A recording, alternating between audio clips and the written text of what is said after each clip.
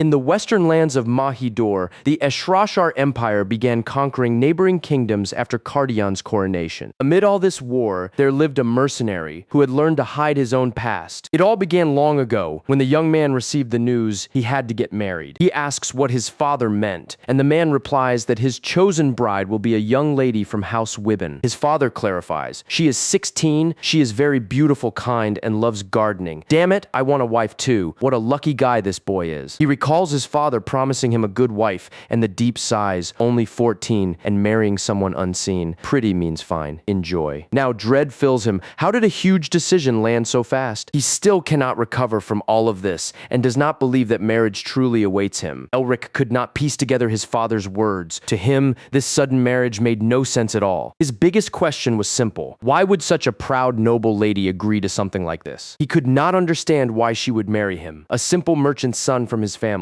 She is beautiful and noble. No need to worry so much, my friend. On the day they meet, the young lady approaches him dressed like a bride and says with a smile that meeting him is a great joy for her. Looking at her, the boy falls head over heels in love at once. Then she solemnly introduces herself, Tyria Wibben. He notices her flaxen hair and gentle light green eyes that look like fresh tiny sprouts newly released into the light. The boy also notices her extraordinarily fair skin and crimson lips, bright as cherries. To the young man in that moment, she was not merely beautiful. He could describe her only as incredibly mysterious and refined. The boy is pulled from his thoughts when told to greet her. He stumbles and falters in shame, feeling terribly awkward. Elric bows lightly and mumbles that the honor of meeting her is mutual. Though he was completely lost, it was exactly in that moment that one thought flashed clearly through his head. Now that they are married, he understands from this point on he will spend the rest of his life beside her. Looking back, the boy realizes that warm feeling was his first true love. Unable to stop smiling, he tries to hide his flushed face as they exchange rings. He even pulls on a serious, stern expression just to hold back the silly smile that keeps trying to break free. The trouble was that without noticing it himself, his attitude later backfired and caused a colossal misunderstanding. Elric had no idea how badly his serious face could wound her feelings. The scene switches a very rainy and dark night outdoors in front of an enormous, luxurious mansion. Inside one of the rooms, it is dim, and a single lit candle quietly lights the space. Elric looks at the ring on his finger and thinks that no matter how sudden it was, he has just gotten married. Such an elegant and refined woman is now officially his wife, and that alone warmed his heart. He recalls over and over the moment his father told him his bride is that very young lady from House Wibben. The young man smiles faintly, thinking how incredibly lucky he is to be married to someone so extraordinary. Yet, however he turns the situation over, it looks far too strange. Then he asks the maid why such a noble mistress as Tyria agreed to marry a merchant's son. The maid does not answer right away. She brims with hesitation, unsure what to say, and her nervousness is plain to see without a single hint. He does not back down and demands the truth from Rhonda after all. Of course she knows every detail. The woman stays silent for several moments, visibly uncomfortable with this question. Suddenly she confesses this is nothing other than an arranged marriage, and the boy is struck like thunder. She explains that House Wibben was once very rich, but went broke. In return, they agreed to have their enormous debts simply paid off. Then his family took on all the necessary financial support and set one single condition. This marriage must happen. Rhonda says that thanks to this, their merchant family house Portman finally managed to enter the ranks of nobility. Elric asks whether, in effect, she was sold to them, and the maid stays silent. The young man is utterly crushed when he finally grasps the cruel truth behind his dream marriage. Panicking, he begins to rack his brains frantically over what on earth he has just done to her life. Full of despair, he bolts out of there, while the maid anxiously calls after the young master. At that moment, only one thing filled Elric's head. He desperately needed to explain himself. He dashes through the mansion corridors with all his might, just to ask for her forgiveness. The young man frantically searched for any excuse at all to ease the situation at least somewhat. He stops halfway and presses his palm against the wall, catching his breath. After running, exhausted, heart pounding wildly, the boy slides down along the wall, drained in both body and mind. He gasps for air non-stop, trying to calm down, while endless thoughts whirl through his head. Reaching the great doors of his new wife's room, he tentatively stretches a hand toward the handle. Before entering, the young man hears quiet sobbing inside and freezes in surprise. Carefully, he opens the door just a crack, making sure someone really is weeping bitterly within. Peering inside, he sees a young blonde, her face blazing red, crying quietly. Tyria has curled up in the center of the room, hugging her knees and trembles through bitter tears over what what she endured. What he sees breaks Elric's heart. He freezes, stunned, not knowing what to do with her suffering. Having caught her in such a wretched state, the young man makes a sharp decision and steps back. Right at that moment, he decides he will do everything to cancel that forced deal and set her free. The scene shifts to his father. The man stays focused, writing important documents at his desk. The silence is suddenly torn by brisk, resolute footsteps. Someone hurries toward the huge wooden door. Elric flings the doors wide open and shouts at the top of his lungs for his father. This sudden burst shocks the man. Without hesitating for a second, the young man immediately demands his father must cancel this marriage once and for all. He asks whether Tyria agreed only to save her family,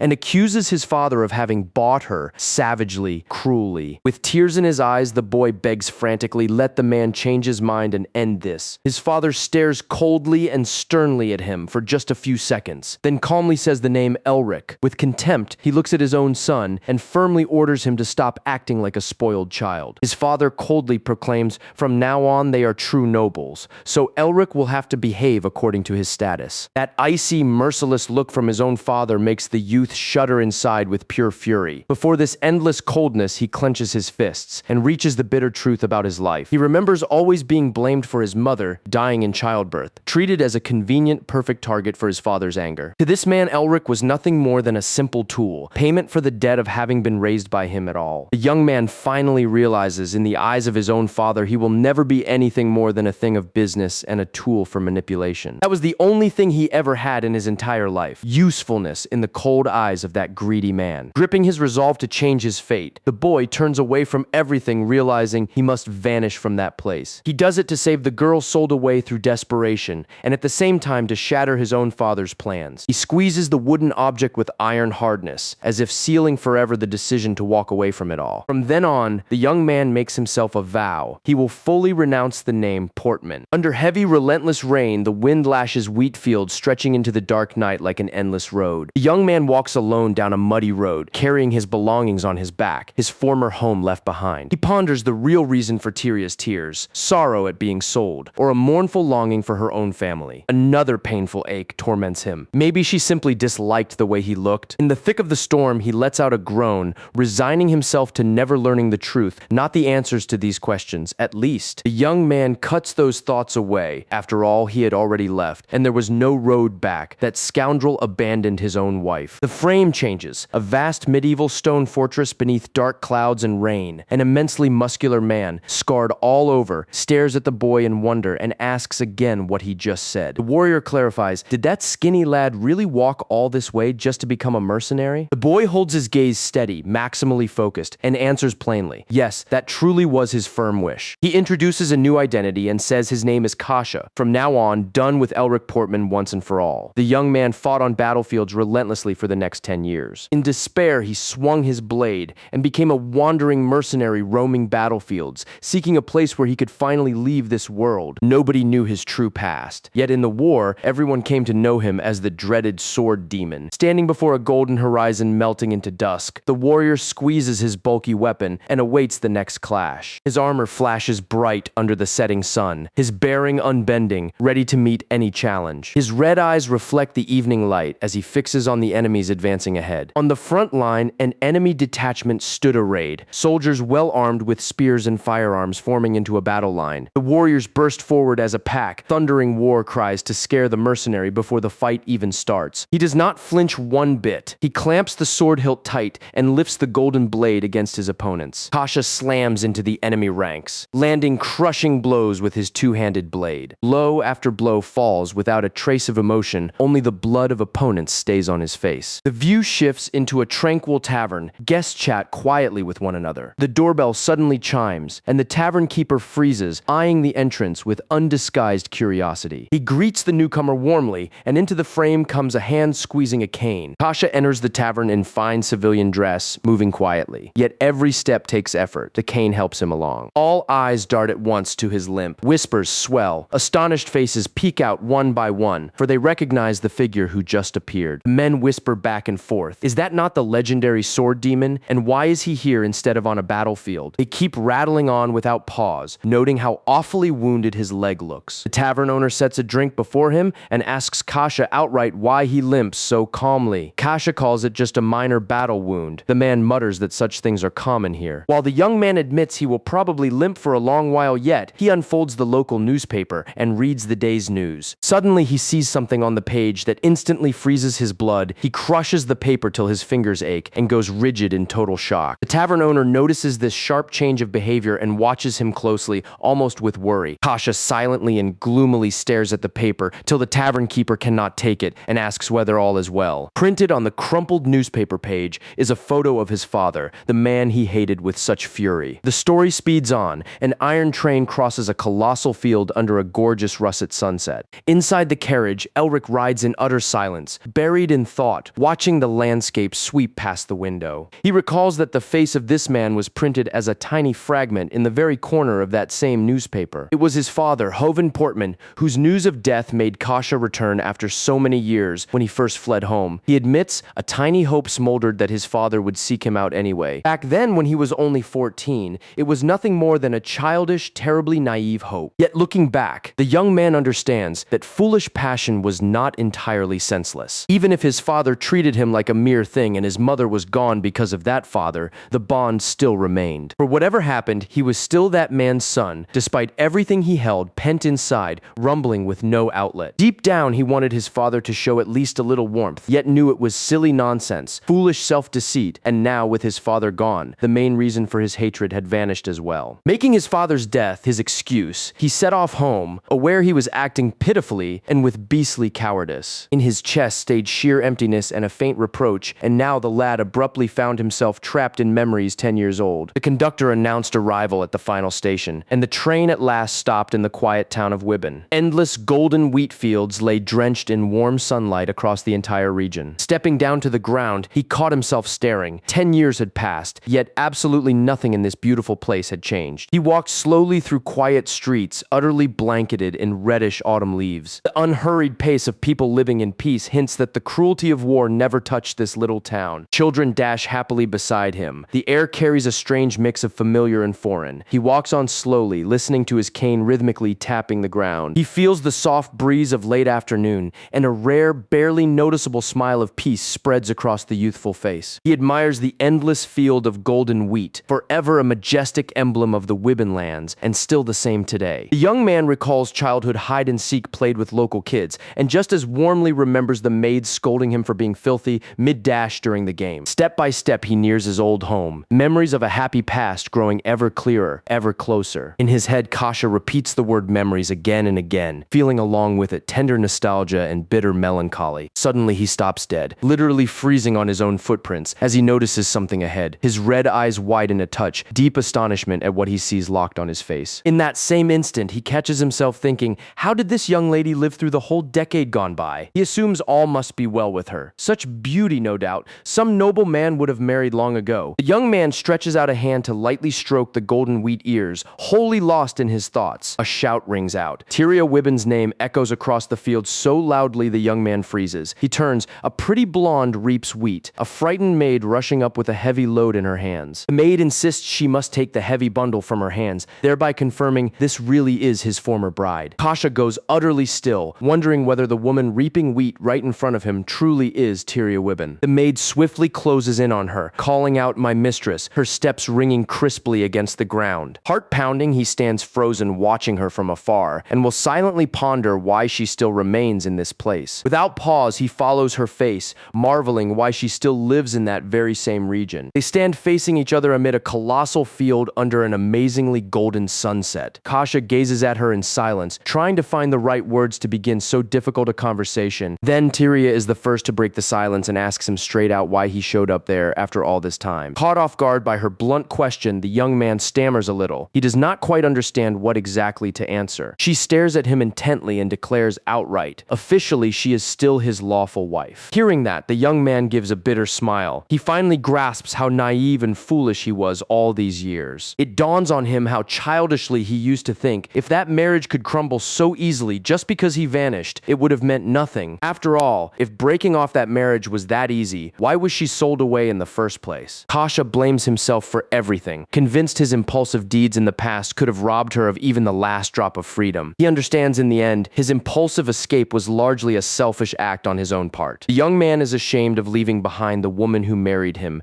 failing to protect even her dignity. He sees himself as a weak, cowardly, and terribly selfish man for how he acted in his youth. The young man thinks of those times when he was focused solely on the slaughter, on swinging his sword through blood-soaked fields of battle. She had to endure terribly hard, painful, and lonely moments all alone at home. He knows the only right thing now is to sincerely apologize for everything he did. The young man hesitates, wondering whether he even has the right to do that, or whether she simply does not want to hear his apologies. Kasha tries to squeeze out some excuse right there, stumbling over his words, yet they suddenly stick in his throat out of pure burning shame. Tyria only watches him in complete silence, a neutral face without any reaction, leaving the tension in the air untouched, and calmly asks them both to come inside the mansion for now. She turns around and walks elegantly back to the country house, leaving the young man behind, watching only her steps. Kasha moves quietly and slowly behind her, leaning on his cane, as if every step lands on his conscience like a heavy stone after that shameful scene. His thoughts churn as he desperately wishes with all his heart that she would at least get angry and shout. Instead, another thought gnaws at him. Her quiet composure may be hiding deep resentment over being left alone back then. He wonders whether she asks herself all alone what exactly he wants from her now, turning up so suddenly as if out of thin air. The young man flinches the moment he realizes someone is hurrying toward him from the entrance of the great house. His eyes go wide as he instantly recognizes the bespectacled person walking straight toward him. Meanwhile, Tyria keeps calmly moving along the dirt path, and he stays frozen in that same pose. Noticing that he stopped, she glances back over her shoulder and gently asks whether he will come with her. The young man stands frozen speechless for a few seconds. The calm, peaceful composure of his wife leaves him drained. He grips his cane tightly and firmly replies that he is already coming toward her. They walk side by side across sunlit ground under the steady, even tap of his cane. Suddenly, the shot shifts to the grand facade of the estate, glowing in the warm colors of sunset. Tyria says she will go inside to fetch their butler herself, and kindly asks him to wait outside. She opens the glass gate and enters the residence as the young man watches, lost in thought. Suddenly, he senses a familiar presence coming down the outer corridor and turns, alert and motionless. Examining the lavish, majestic stone building attentively, he realizes that absolutely nothing around has changed. It is hard for him to believe he was away for 10 long years, for every corner looks exactly as it did before. He remembers every little detail, down to the exact number of windows and the tiny scratches and flaws on the walls. A faint, nostalgic smile touches the young man's lips as he feels how alive his old memories still remain. Suddenly, Rhonda slowly walks up to him and, brimming with astonishment, asks who he is and what he wants here. The young man merely chuckles in surprise and immediately recognizes the features of an old acquaintance. She stares at him closely, full of focused suspicion, and asks again whom exactly he is looking for. Unable to hold back the great joy of seeing her, the young man loudly calls out Rhonda's name in delight. Peering at her intently, he says excitedly that in a whole decade she has not changed one bit. With a warm smile on his face, the young man gently asks whether she truly cannot recognize him. Rhonda adjusts her glasses and peers at him, her gaze all doubt and confusion, trying to make out who this mysterious boy is. Suddenly, her eyes widen behind the lenses as shock sweeps over her. She falters, hardly believing her eyes, and asks if this really is her young master. The maid comes closer, and her voice trembling with excitement, checks whether this is really the young man Elric, that very same young master. Elric embraces her tenderly and says that so much time has passed, and now at last he has come home. Rhonda's eyes fill with tears, brimming with emotion. Her dearest young master truly has returned. She whispers that she barely recognized him, so greatly he changed physically and grew over those 10 years. The young man smiles knowingly, as if it were only natural. He truly changed so much that she could hardly recognize him. He recalls Tyria's words just now officially. She is still regarded as his wife. Weighing it all thoughtfully, he remembers the last 10 years he fought on the front lines of that bloody war. Noticing his distant look, the maid anxiously asks whether everything is all right with him. Elric reflects that even Rhonda, who looked after him like her own son, barely recognized him. The changes truly were unbelievably drastic. A great suspicion surfaces in him again, and he stays intrigued by how exactly everything turned out this way. The young man is visibly unsettled and confused. He tries to unravel this intriguing mystery, but his thoughts stubbornly tangle. It gnaws at him how Tyria recognized him from a single glance. Even after he changed beyond recognition at the estate, a soft evening breeze stirs the white curtains of the open window. Tyria stands near the bedroom window and silently watches what is happening outside. She watches Elric's touching reunion with the maid in the courtyard without uttering a single word. The young man glances back quickly, and at once his cheeks burn with shame shame at the memory of their meeting. Seeing him look her way, she quickly hides behind the curtain while her heart pounds madly in her chest. Her whole body quivers with the flush, and she breathes slightly heavier. Pressing against the bedroom wall, she tries to calm herself. She perfectly remembers the distinct scar on the back of the young man's neck. His brown hair and eyes are details she could never forget in all her life. Tyria understands deep down the essence of the young man she waited for so long has not changed in the slightest. Relaxing in the opulent estate bathhouse, lying in the velvety water of the tub, Elric catches himself thinking again and again how strange all of this was. He keeps asking himself why Tyria identified him so easily, at once without any hesitation. At last, the young man rises from the warm bath, gathering his thoughts to get dressed in comfort. In an elegant snow-white robe, he ties the belt, making no move to hide the battle scars on his chest, silently showing everything that lies behind him. But suddenly he notices something utterly unexpected in front of him and lets out a confused mutter, his red eyes widening sharply with amazement. To his surprise, Tyria enters the room with nothing but a towel around her body, and he freezes on the spot. Finding the young man already in the same bathroom, she goes red with embarrassment at once. In utter panic, trying to cover herself as best she can, she stammers, blurting out utterly desperate apologies for her mistake. Seeing her embarrassed tears, Elric hurries to calm her down, telling her first to take a deep breath. He waves his hands helplessly, begging her not to cry and insisting everything is truly fine. The boy carefully reaches a hand toward her face, supporting her in this tense, dangerous moment. Suddenly, the young maid opens the door and, catching this intimate scene,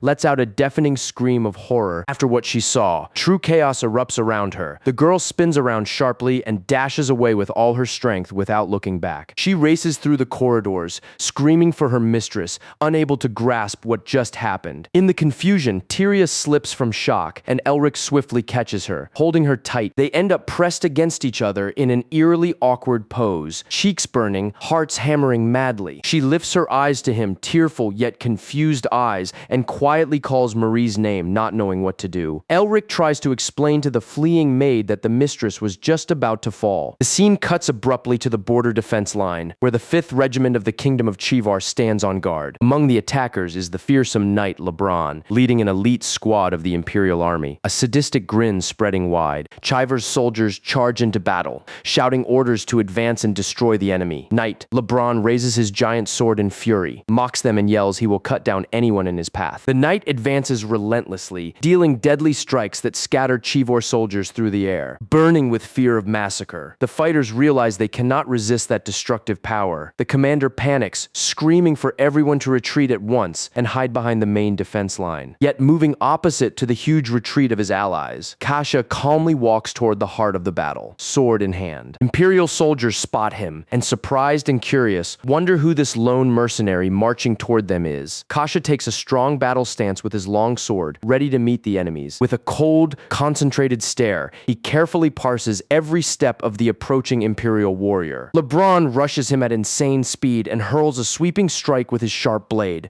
but the youth dodges the bloody swing with amazing agility, and the knight's slash tears through empty air. Kasha instantly brings his sword up before him, getting ready for a precise, surgical counterstrike. One motion, and the mercenary strikes the enemy in the neck. Blood spurts right there, on the spot. Unable to withstand the lethal strike, the mighty Imperial knight falls to his knees, fully broken. The young man ends the fight once and for all, landing the final strike with perfect precision. The warrior's helmet rolls through the mud, and the Imperial soldiers freeze in utter horror. They stare stunned. It seems impossible that their elite leader fell so fast and so easily. Kasha coldly introduces himself. Just Kashida, an ordinary mercenary from Chivor. Then he challenges them, if they have the guts. Let everyone come at once, he vows to erase each of them right here. Suddenly he feels danger bearing down from above and raises his gaze anxiously. Up in the sky, a giant blue mana shield unfolds, covering the crushing attack that was flying straight at them. Even trying to defend himself, the young man takes a brutal full-body hit, hurled sharply backward. He drops to his knees, leg badly hurt, blood running from the wound, the attack unbearably strong. Screaming wildly from pain and furious powerlessness, he tries to hold his place, glaring fiercely at the new enemies appearing on the hill. Atop a distant cliff stand, two figures, stately and calm,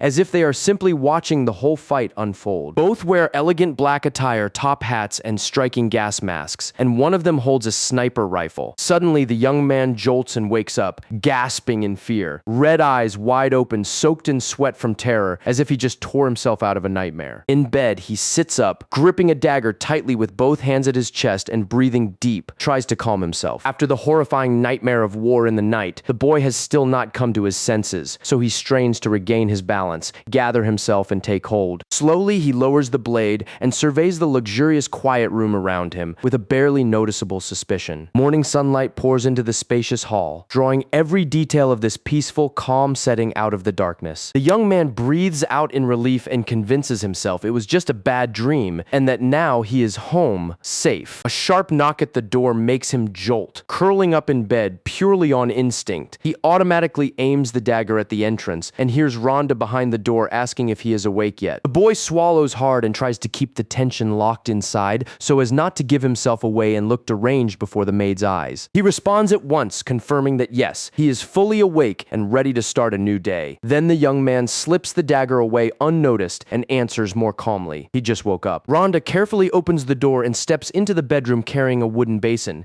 keeping her polite manner. The young man thinks he only asked for cold water to wash up, and she, with no extra words, immediately brought a whole basin. He puts on the new clothes and notes how truly soft they feel, unlike anything he wore before. In front of the mirror, he thinks, all this luxury feels like something he does not deserve at all. He tries to squeeze out a barely visible smile, as if joking, in front of the mirror, but the face still betrays that it is strained. He realizes he no longer knows how to smile, and wonders whether wartime simply froze his emotions. At that moment, Rhonda opens the door and walks in, gently smiling. Now he is far better dressed. Most politely, she addresses him, asking the young master to first come downstairs for breakfast. Rhonda asks what happened to his leg, and he lies, saying he carelessly slid and fell down a steep hill. He knows he will never admit it was a bullet lodged in his knee, just so she will not worry. Rhonda chuckles quietly and mutters that he is the same troublemaker as ever, while the young man tries to excuse himself with an awkward laugh. Just at that moment, refined, soft footsteps ring through the spacious main hallway of the mansion. Tyria approaches calmly with such serene tenderness,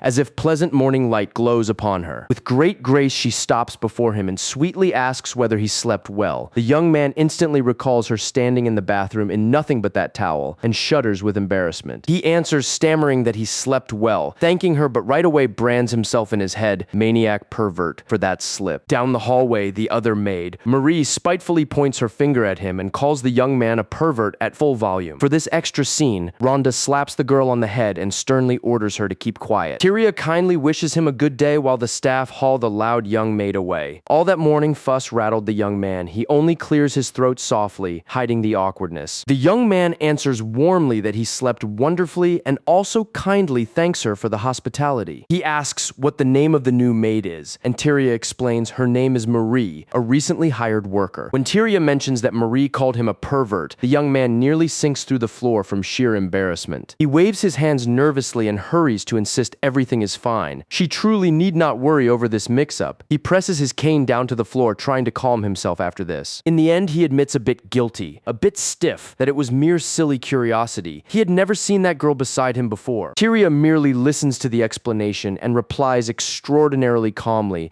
as if confirming between the lines that she completely understands his curiosity. They sit down to breakfast, keeping silence between them, quiet and a little shy. The girl eats very delicately and with relish, radiating measured, soothing warmth. Elric shatters the silence in the room with a soft, unsure murmur, as if he is about to dare say something vitally important. He studies his plate with thoughtful eyes and finally decides to raise the sore subject, what happened yesterday. When asked what exactly happened yesterday, he specifies it is about the awkward incident in the bathroom. He tries to apologize honestly, but she quickly cuts him off, saying everything is fine. Even when he insists he should not have acted like that, she asks him to calm down and eat. In the end, he gives in. Her face bursts into a deep blush, and she clutches her dress tightly, trying to hold back her excitement. In complete silence, the young lady stares for several seconds into the distance, her face burning hot. So deeply has it reddened. Unable to bear the tense atmosphere any longer, the young man scratches the back of his head, wondering how to act more naturally from that point on. Tyria recalls how he walked out of the bath, robe half open, his terrifying battle scars in plain view. She wonders how much pain he must have endured and how many trials he went through for his body to carry scars like these. Back at the dining table, the two keep eating in silence, each buried in their own thoughts. The young man bitterly regrets raising the topic, feeling this strange tension is driving him mad. In a surge of pure anxiety, he begins cutting the food on his plate non-stop, far too fast and loud. He crams a huge piece into his mouth and nearly nearly chokes, snatching a napkin as she stares in shock.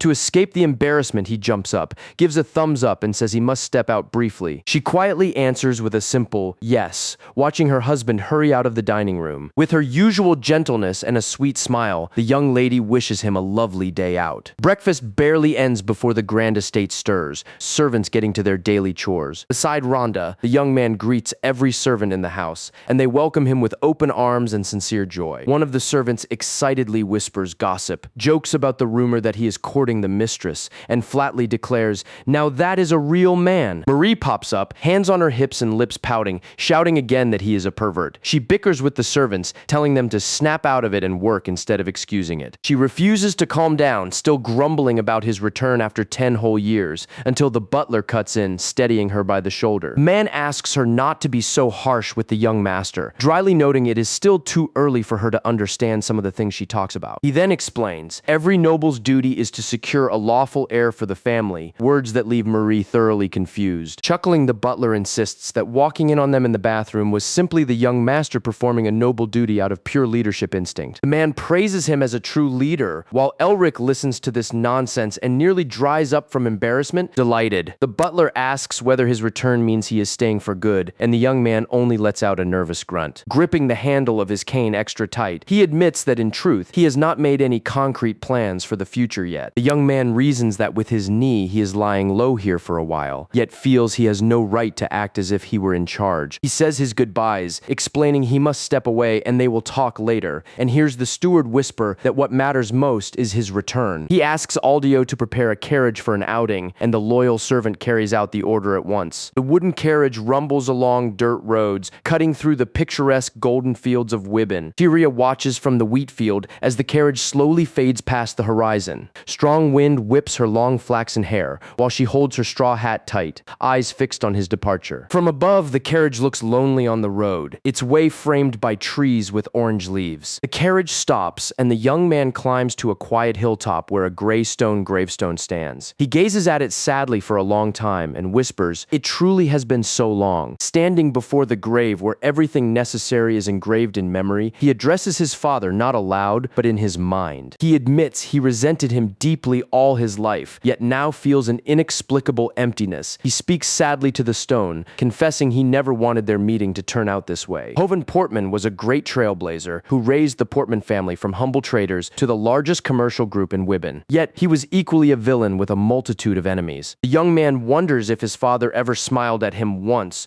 or spoke a single warm word. If his father chose to be the main villain of his life, he thinks at least he should have lived longer. Elric stands in utter silence before the grave as the mountain wind sends leaves swirling around him. His heart feels a little lighter. He privately admits he no longer holds so much anger toward his father. Then he calls over his trusted butler Aldio and prepares to ask a few important questions about what happened. He asks how his father died, and the butler answers the deceased suffered from a severe heart disease. Aldio explains he concealed the illness right up to the end, and the young man can only mutter involuntarily. Such a revelation proved utterly unexpected. The butler says that once the man learned the end was near, he focused on finishing his affairs and selling everything off. Elric gives a brief, ironic smile, calling Aldio an amazingly loyal worker. Curious, Elric asks why the butler clung so devotedly to a man everyone knew as cold as ice. Aldio does not hesitate. With a calm smile, he answers that it was all done for money and asks what other reason there could be. Noticing Elric lost in thought, the butler points out that the young master has not asked the one question that truly matters. The servant reminds him of his earlier words about the father's inheritance, sold off entirely. Elric listens intently as the butler explains what became of the amassed fortune. Solemnly, the man announces, the entire huge inheritance went to him alone, to the young master. The carriage heads back, rolling slowly under the golden treetops lining the road. Inside, the young man props his chin on his palm and asks the butler whether the dead man left a will. Aldio says he was not that sort of man, that only instructions regarding the legacy exist, and offers to show him the document. The youth grips the top of his cane hard and confesses he still cannot fathom what his father truly wanted.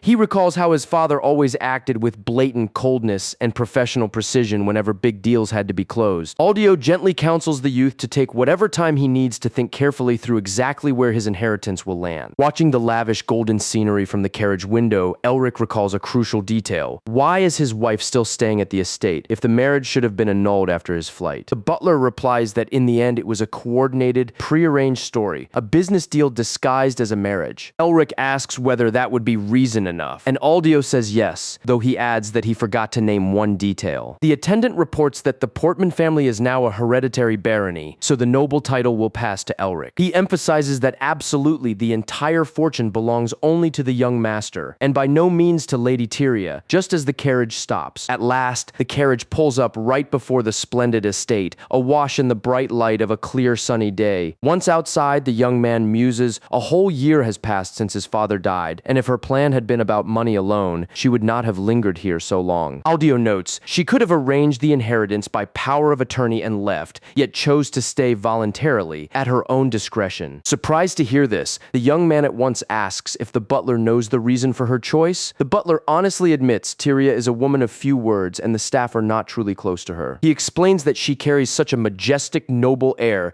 that reaching her is difficult, so the servants dare not press her with questions. Elric remarks that she hardly seems easy to reach, and Aldio reminds him she is his wife. The young man answers that, in reality, she is a stranger to him. The old servant smiles rather knowingly and wisely notes that every relationship begins exactly like this. Elric turns and slowly starts up the stairs, supported by his indispensable cane. Reaching the top of the stairs, he unexpectedly runs into Tyria. She had been waiting in silence, pressed against a column. The girl shifts her gaze slightly aside, and her cheeks blaze bright red under the wide brim of her big straw hat. Without a word, she heads back inside, steps measured and silent, like a dance. The young man looks at her in mild wonder and asks if she has truly come back from working in the wheat field. She turns very shyly and delicately, cautiously asking at exactly what point he came back from his walk. She explains she only just arrived, returning after her usual work in the wheat field. Elric kindly suggests they head to the estate together, and the young lady nods in gentle agreement. They climb the majestic marble staircase deep into the residence, keeping a respectful, restrained distance. He inwardly reproaches himself for trying to stretch out that awkward conversation. The problem, after all, always lies in his own mouth. Still, he cannot help noticing how remarkably noble and elegant she looks, even in simple work clothes. Then nostalgia washes over him, and he begins wondering whether she already had this majestic, graceful glow 10 years ago. A memory of their wedding surfaces before his eyes, when she glowed and blushed, stunning in a white wedding veil. Suddenly he flinches, realizing he has been staring too long, and quickly looks away, feeling utterly awkward. Unexpectedly, Elric loses his balance and stumbles a step, and Tyria immediately asks if he is all right. He presses his cane firmly into the ground to rise and keep himself from falling. Elric hides it with a smile, saying everything is fine, that he simply walked too much and his legs gave out for a moment, and apologizes to Tyria that his legs keep him from helping with things. Tyria gently replies that it is nothing scary at all, since she has grown used to such hard situations. She explains this is far from her first day of hard labor, and everything she knows was taught directly by the former head of the house. Elric is visibly surprised and thinks to himself that this is exactly how his late father behaved, so very like him. The young man recalls his father was the kind of man who always personally checks the most important matters. He remembers his father sold off the other businesses and kept only the farm, apparently handing full command over to Tyria. With these thoughts in his head, Elric suddenly freezes dead in the middle of the hallway. He turns around and says he would like to ask one question, which makes Tyria even more curious. Standing before the large portrait of the deceased on the wall, Elric asks what her relationship with his father was like. Tyria simply says she knows only of business matters and can recall nothing more. Then the young man dares to ask whether his father ever mentioned him at all. She looks away for a moment, slightly embarrassed, and answers straight out that he never spoke of him. The young man figures his cold father, and such a reserved woman must have discussed nothing but work. Gazing at the huge canvas of his father, Elric whispers softly that he understands everything and says he must return to work, puzzling her into asking whether he is not done with all the day's tasks. Elric explains he still needs to go through documents left unreviewed,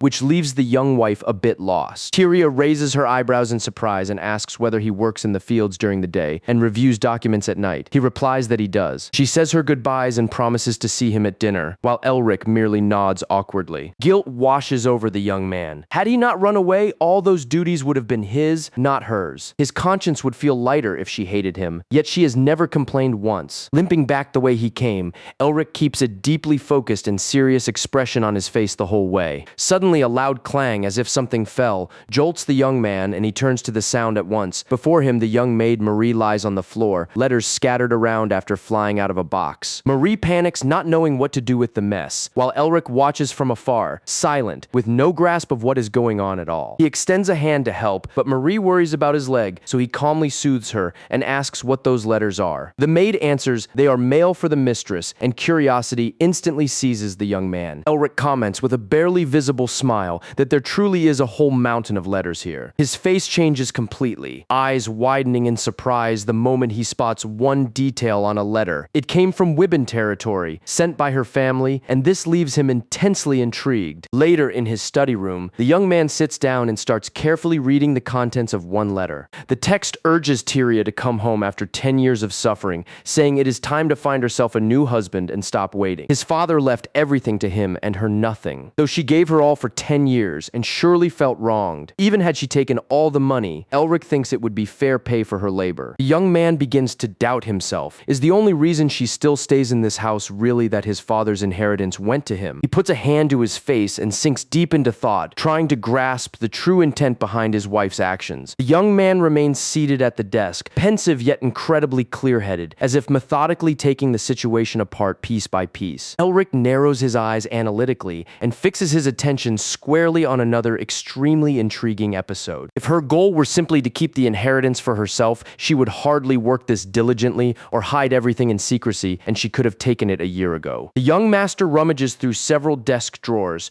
trying to dig up more leads on what is happening. The moment he opens one drawer, he finds a large stack of hidden correspondence and cannot help noting the evidence sat right under his nose. Elric notices the letters began arriving a year ago, all concerning the inheritance, yet it seems she never sent back a single reply. Some letters even sink to desperate pleas for an answer, and at one glance the young man lets out a long sigh. Finally he sees it. She guarded that precious inheritance, though its true owner may never return. Since not even manager Aldio knew anything about it, she certainly kept this secret closely guarded from everyone. He looks through the large window of his study and watches his wife walking calmly among the wheat fields. So he pieces everything together in his head. All year long she fought that lonely battle entirely alone. He smiles and thinks he would have no right to complain if she ran away, while asking himself why she chose such a hard life. In her luxurious bedroom, Tyria sits at the vanity table and calmly readies herself before the mirror. Her movements are delicate. She ties a white ribbon to hold back part of her long blonde hair, gazes at her reflection in an elegant blue and white dress, and feels her cheeks burning ever so faintly. For now, Maid Marie cannot take her eyes off this scene, trembling with delight and whispering insistently that this very moment has finally arrived. She joyfully exults that the young master has taken the initiative for the very first time and asked for a date to be arranged. The first time, Marie recalls his behavior at the bath being downright absurd, yet figures that even so, butler Aldio must have said more than one sensible thing. The maid hints that bearing the heir would be simply wonderful for the mistress, and this talk leaves Tyria completely bewildered. Marie bounces over quickly, springy little steps across the wooden floorboards of the bedroom, then abruptly drops to her knees and grips the fabric of her mistress's blue dress tightly. Tyria flinches outright, seeing Marie kneel and look up at her pleadingly with an utterly deathly serious face. The girl declares that the young man is a pervert for abandoning her for 10 years, yet agrees with Aldio all the same. They belong together. She shouts, the marriage must be sealed fast and a cute baby made at once, rattles on that the children should resemble her mistress so none grow up like those runaways, till Tyria burns with shyness. In the very same instant, firm knocks ring out on the grand bedroom doors, cutting the conversation short once and for all, and snapping their attention to it. Butler Aldio announces everything is ready, and the young lady gently answers that she is coming out now. The two set off together with elegant steps along the long, luxurious corridors of the Portman mansion. She walks silently behind Butler Aldio, trying to guess why her young man summoned this unprecedented meeting he had asked for himself. Aldio opens the doors to the tea room and solemnly proclaims that the young lady has finally arrived. Elric sits elegantly beside the great sun-drenched window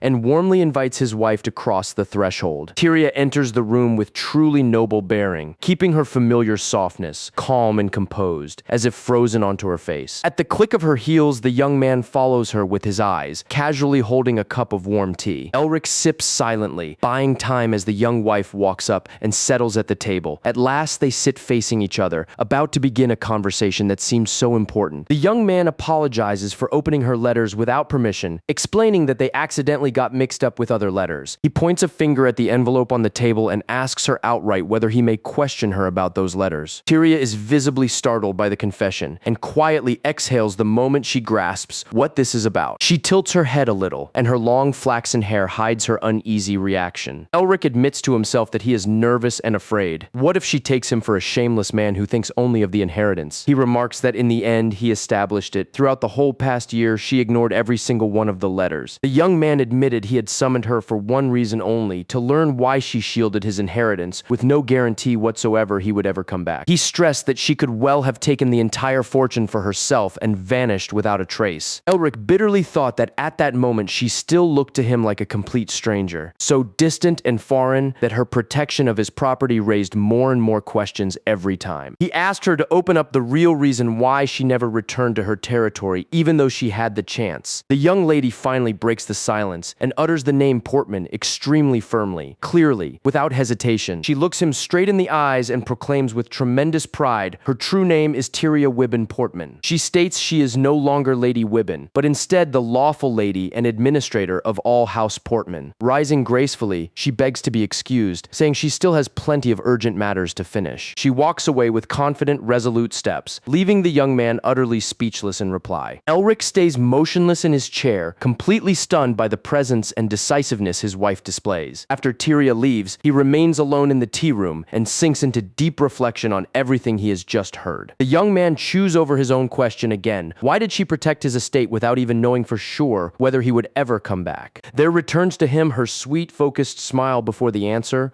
all that determination and pride ringing in her every word back then. That phrase, she acted as she did only because he is her husband, echoes sharply and powerfully in his mind. Elric sees himself again in the study, dagger in hand, feeling the true weight of words, responsibility, and duty. His wife's declaration that she belongs to House Portman keeps repeating itself in his thoughts. So the young man drives his little blade into the wood of the table with prickly nervousness, as if trying to splash out the unease. A doubt torments him. Is a noble wife's duty really that very soul, the true living substance of her words? Elric sees it more clearly now. She protected the Portman family not out of gain, but purely from a strict sense of duty, and that flawless bearing suddenly reminds him of someone from the past. That memory revives in his mind the striking figure of Elvers Graham, the knight he met back in the days of the war. Elric remembers meeting Elvers on the battlefield, where between them stood purely official relations, employer and employee. They won the war with minimal losses, but Elvers ended up gravely wounded and lost his ability to walk for good. Seated in his wheelchair,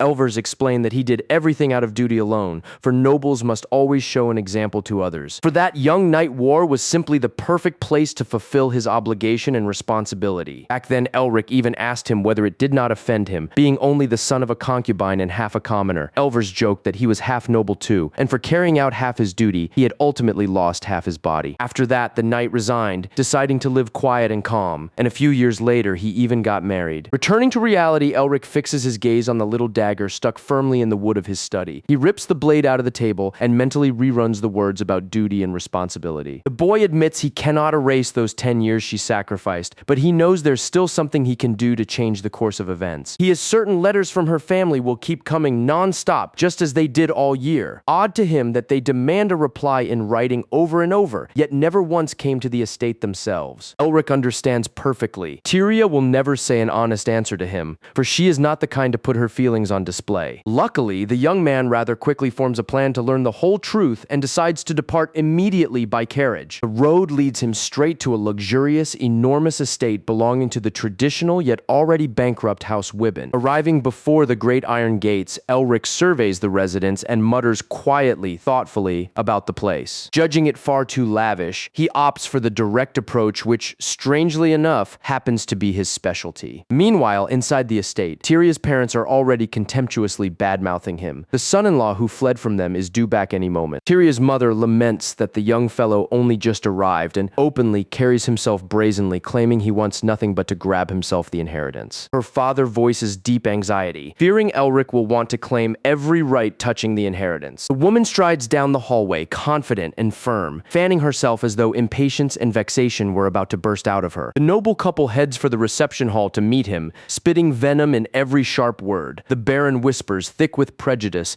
that Elric is nothing more than an ordinary commoner, hungry for other people's money and indifferent to all else. The Baroness backs him up. He squandered 10 years of their daughter's life, and her upbringing cost them far too dearly. Then the Baron instantly hits the main point and greedily recalls the the enormous inheritance left by the late Hoven Portman. He says this with utter confidence. The young man is obligated to return every single penny, at the very least from that money. The man grips the golden latch tightly, preparing to meet his young son-in-law face to face. The instant they open the doors into the hall, they see it. Elric waits calmly, standing on his feet with a cane in his hand. He courteously introduces himself, Elric Portman, and sincerely apologizes for such a colossal delay in coming to pay his respects. The Baron mocks him. It took 10 years to finally see his face, while the wife ironically feigns understanding everything perfectly. Elric sits down before them and goes straight to the point, recalling that he saw the letter sent to the estate regarding the inheritance. With them read, the Baron says, all will go quick. The letters came purely from concern for his daughter. He brands the young man shameless for abandoning her, citing the unimaginably huge inheritance. The man snorts and dismisses it as nonsense. A lame commoner like him was never destined to inherit it all anyway. He doubts his ability to manage. He insists it was Tyria who stood behind everything, then warns loftily that he will speak far more plainly now. The Baron flatly declares they will take the entire inheritance as just payment for abandoning Tyria. He asks whether the young man feels no shame in craving money, and says he doubts he would use the estate for anything worthwhile anyway. The Baroness spits poison, asserting their daughter must have endured incredible torments over Elric's helplessness. They sum it all up in a single malicious accord. The proper way is to take control of the entire inheritance. Elric breaks out in fury and feels disgust. He finally understands their true goal is simple: steal his father's fortune. He sees it with his father dead and Tyria left all alone. The greedy pair found a perfect opening to run a scam. The young man understands clearly they mean to sell their own daughter again. Pure greed, no matter what becomes of her. Elric draws a deep breath, lowers his head, and thinks the conversation has crossed every boundary of decency. Then the young master curls his lips faintly into a weak, sarcastic smile and begins to speak, even calm, extraordinarily restrained. He falsely apologizes for not bringing his wife along, said to be too busy with affairs and business. In mad rage, the Baron slams his palm on the table, roaring at him not to change the subject. The talk is of the inheritance only. The man demands he hand over the estate at once and throws in, does he consider it fair that everything stays his after vanishing for 10 years? Elric puts a hand to his face, and hearing the Baron accuse him of greed, lets out a sarcastic laugh, red eyes blazing with fury. He asks what they will do if he really decides to be greedy. Before the stunned Baron, Elric coldly confirms that he will do exactly that, accept the greed, and throws down a challenge. Let the Baron try to do something about it. Elric calls the Baron out and asks what exactly he means to do against him, reproaching the silence. Why did he fall quiet? In boundless fury, the man slams the table hard, unable to contain his rage at his son-in-law's insolence. He bursts out shouting, angrily calling the young man an insolent brat for daring to speak to him so boldly and brazenly. With a dark gaze, Elric thinks to himself that this man finally seems to have grasped just how serious the situation is. He recalls 10 years on the battlefield and realizes he needs neither sharp extremes nor needless rage. He knows perfectly well that acting in haste or finding meaning in empty gestures will not change any outcome. Elric warns him coldly that the Baron had better hold his tongue if he wishes to keep receiving today's money from now on. The youth sarcastically retorts that the inheritance belongs to his wife, and the Baron is staging a show he has no right to. Turning away, he already walks off, and Elric declares scornfully that in the end, it is Tyria's parents who prove too greedy. The Baron shrieks out of his mind that this will not go unpunished and threatens to turn to House Portman to wreck the young man's life. Without looking back, the young man tells his father-in-law to do whatever he pleases, adding that he will be waiting for it eagerly. Elric's carriage leaves the Wibben residence and makes its way back down a sun-drenched, picturesque forest road. Inside the carriage, Elric covers his face with a hand in regret, grumbles about what happened earlier, and lets out a deep, heavy sigh. He silently chides himself for his shamelessness, as if he were no different from her greedy parents. The young man hesitates whether he had truly faced his wife's kin out of honest duty or acted for other reasons. A bitter thought gnaws at him, whether he threw out those words back then merely to feed his own sense of superiority. Elric understands at once. He felt no compassion for his wife. Instead, a strange thrill swept through him during that quarrel as he crushed and humiliated her parents. A terrible memory flashes into the young man's mind, his father once demanding payment for having raised him. Guilt snatches his breath away, and he realizes that in the end, he has become just as selfish and indifferent as his late father. Suddenly, the driver snaps the reins sharply, and the carriage, without covering another step, halts right in the middle of the road. Nausea surges until it nearly turns his stomach. Elric quickly opens the carriage door and jumps outside, grasping for a gulp of fresh air. On the shoulder of the dirt road, the tension of the whole day day finally overwhelms his body. His face is coated in cold sweat,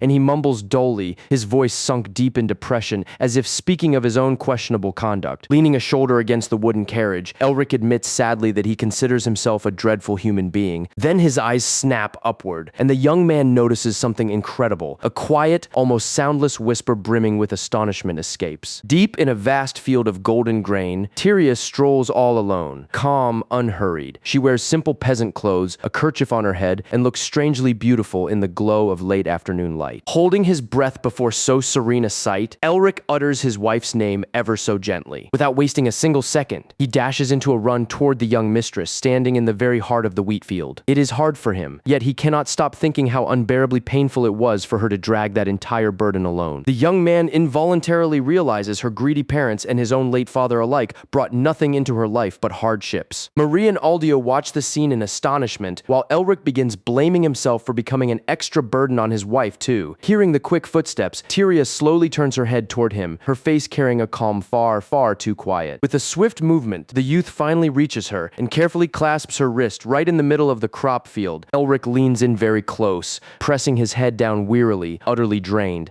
and the young mistress shudders at his sudden appearance. Standing in the boundless golden wheat field and looking his wife directly in the eyes, Elric draws air through parted lips, gathering his thoughts to speak at last. He begs her forgiveness for leaving her all alone for 10 years, and for lying to himself that he had done it for her own sake. His gaze pinned to the ground, bowed before her in penance, he truly grieves for all the pain she endured. Wide-eyed, she listens as the young man openly admits the blame is entirely his. Childhood resurfaces in memory. Back then, young Elric was flinging pebbles to drive off the wild dogs attacking Tyria. That instant, little Elric ran up to her, consumed with worry, and asked whether the girl was all right, whether she had been bitten. She answered that all was fine, but pointed in fright at the boy's leg. There was already quite a lot of blood there, and the wound looked horrifying. Grasping what had happened, the boy flew into a panic at once and screamed madly in reply, angry, striving to drive those fearsome wild beasts away. Very shyly, little Tyria asked him to step closer a moment so she could tend the wound. She wound the bandage around the boy's leg herself, while meanwhile, he introduced himself as Elric Portman and said she owed him no thanks. Sitting down on the grass, he asked whether she was always this hushed, boasting that in time he would become a great knight. At his words, the girl flushed hotly and kept drawing the bandage strip deftly. Very tight indeed, smiling, she announced the dressing was ready, and young Elric awkwardly thanked her for her kindness. He praised her gift for healing wounds and asked where a noble girl like her had learned all this. She whispered that her nanny had cared for her injuries, but Elric lamented that she failed to speak louder. He could not catch her barely audible whisper. Blushing a searing red from shame, she quietly bowed her head, abashed, and could no longer utter a single word. Elric remarked that she was far too shy and warned that if she stayed so timid, she would never be lucky enough to marry. He himself shifted awkwardly from foot to foot and let slip that when he became a royal knight, he could take her as his bride someday. Hearing that unexpected promise, little Tyria's heart pounded so fiercely with flutter that she froze completely bewildered. Unable to endure her silence, the boy cried out that she should not put on airs and declared he only kept her near because she treated wounds well. He walks away, continuing to grumble that she will beg him to marry her anyway, while Tyria only watches him in silence. Returning to the present, Tyria gazes tenderly at the old photograph. Even then, Elric had been nothing more than a child. She smiles, recalling. He never did become a knight, yet still feels their reunion must have been the work of fate. In the Portman mansion, housekeeper Rhonda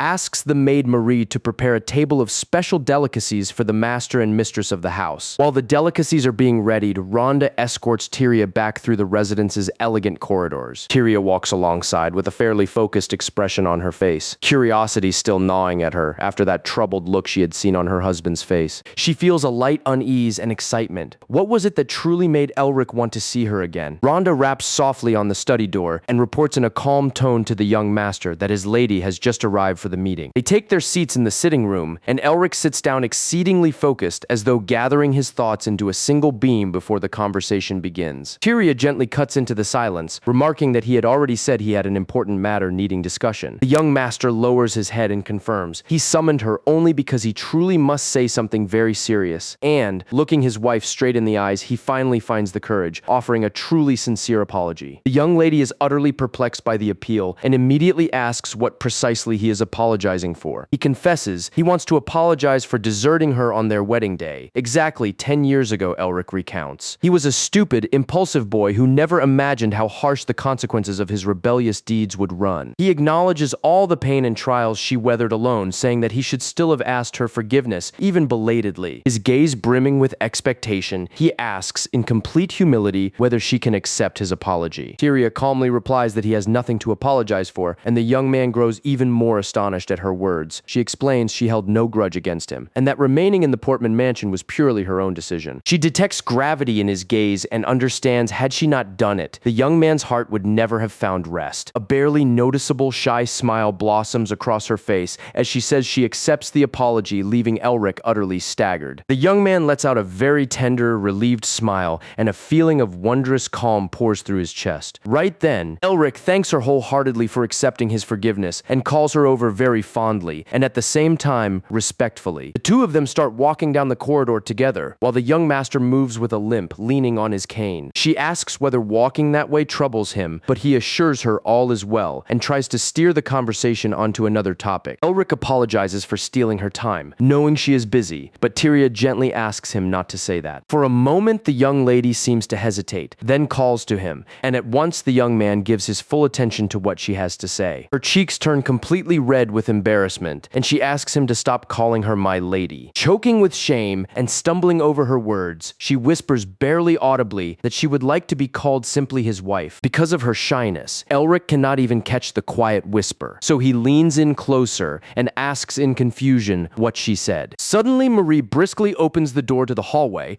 appears with a tray, and joyfully announces that it is snack time. Startled by the loud entrance, Elric loses his balance completely, falls, drops his cane, and lands right on top of Tyria. They crash to the floor together, so the young man ends up right over her chest. Marie panics, but the butler Aldio jokes that apparently they are already making plans for an heir. Elric turns all pale, and then red with shame, scrambles up from the fall and desperately shouts that this is not at all what it looks like. Marie hastily apologizes, and Aldio covers her eyes, insisting they must pretend absolutely nothing happened. The butler says he will tell the maids not to disturb the couple, but Elric snarls in annoyance that he has got it all wrong. The young man turns back to his wife, utterly bewildered, trying to fix the awkwardness that just flared up between them. Still on the floor and burning hot with shame, she softly asks him to step back, leaving Elric even more lost. Aldio slowly closes the door with a smile, telling them to enjoy their time alone, and Elric cries out his name. Elric's desperate cry as he tries to explain himself echoes loudly through the whole Portman estate under the beautiful night sky. The next morning, bright sunbeams pour through the office window, accompanied by the pleasant singing of birds outside. Housekeeper Rhonda gently enters the room and delicately asks whether the young master has woken up yet. Elric answers with a radiant smile, greets her good morning, and makes it clear that he is in a wonderful mood. Rhonda notices the young man's odd joy and asks with a smile, maybe something incredible happened last night. She leans closer with a sly look and whispers whether there is any news about the little heir yet. Elric suddenly shouts that all of Oldio's words were lies, while Rhonda bursts out laughing, pretending it's a pity. After that, Rhonda sharply switches to a serious tone and warns he cannot simply ignore everything that happened that night. With astonishing speed, the housekeeper spins around and asks him point blank whether he truly does not understand the situation. 10 years of neglect, she explains, weigh on men and women differently, and she asks him never to leave Tyria alone. Meanwhile, in her lovely room, soft morning light fills the bedroom, where Tyria still rests peacefully in bed. She wakes up feeling far more energetic than usual, and smiling hugs Elric's portrait tightly. Looking at it like a child, she silently wishes her dear master of the house good morning. Setting the portrait back on the table, she happily reflects on how the previous day brought them even closer. Stretching happily, she begins considering greeting her young husband every morning from now on. The day pours its bright, sunny glow over the endless golden wheat fields of the Portman farm. In the dining room, the two sit across from each other at a long wooden table to have breakfast together. They behave calmly and gently. She picks up her cutlery and delicately cuts into the fried yolk served with her meal. She savors her food just as quietly and gracefully, almost wordless, feeling her cheeks warm slightly with embarrassment. Elric senses a heavy, awkward silence hanging between them and wonders whether it is because of yesterday's chaos. The young man feels considerable embarrassment recalling how the day before he fell right onto her chest. He was deep in his own thoughts and started visibly when Tyria suddenly called him by name, right in the middle of the meal. Flustered and blushing, she stammered and then shyly asked whether he had free time today, so the two of them could go out on a private stroll. The young man stared at her fixedly. The invitation came as a complete surprise, so he turned her words over over in his head, trying to grasp the idea. Realizing it, she explained hastily, blushing that it was simple. The harvest needed inspecting on the grounds ahead of the festival, a friendly smile on her face. Elric admitted he had completely forgotten about the harvest festival. He willingly agreed and gently promised to accompany his wife on the walk around the grounds. Overjoyed at his answer, she nodded shyly, holding back her joy.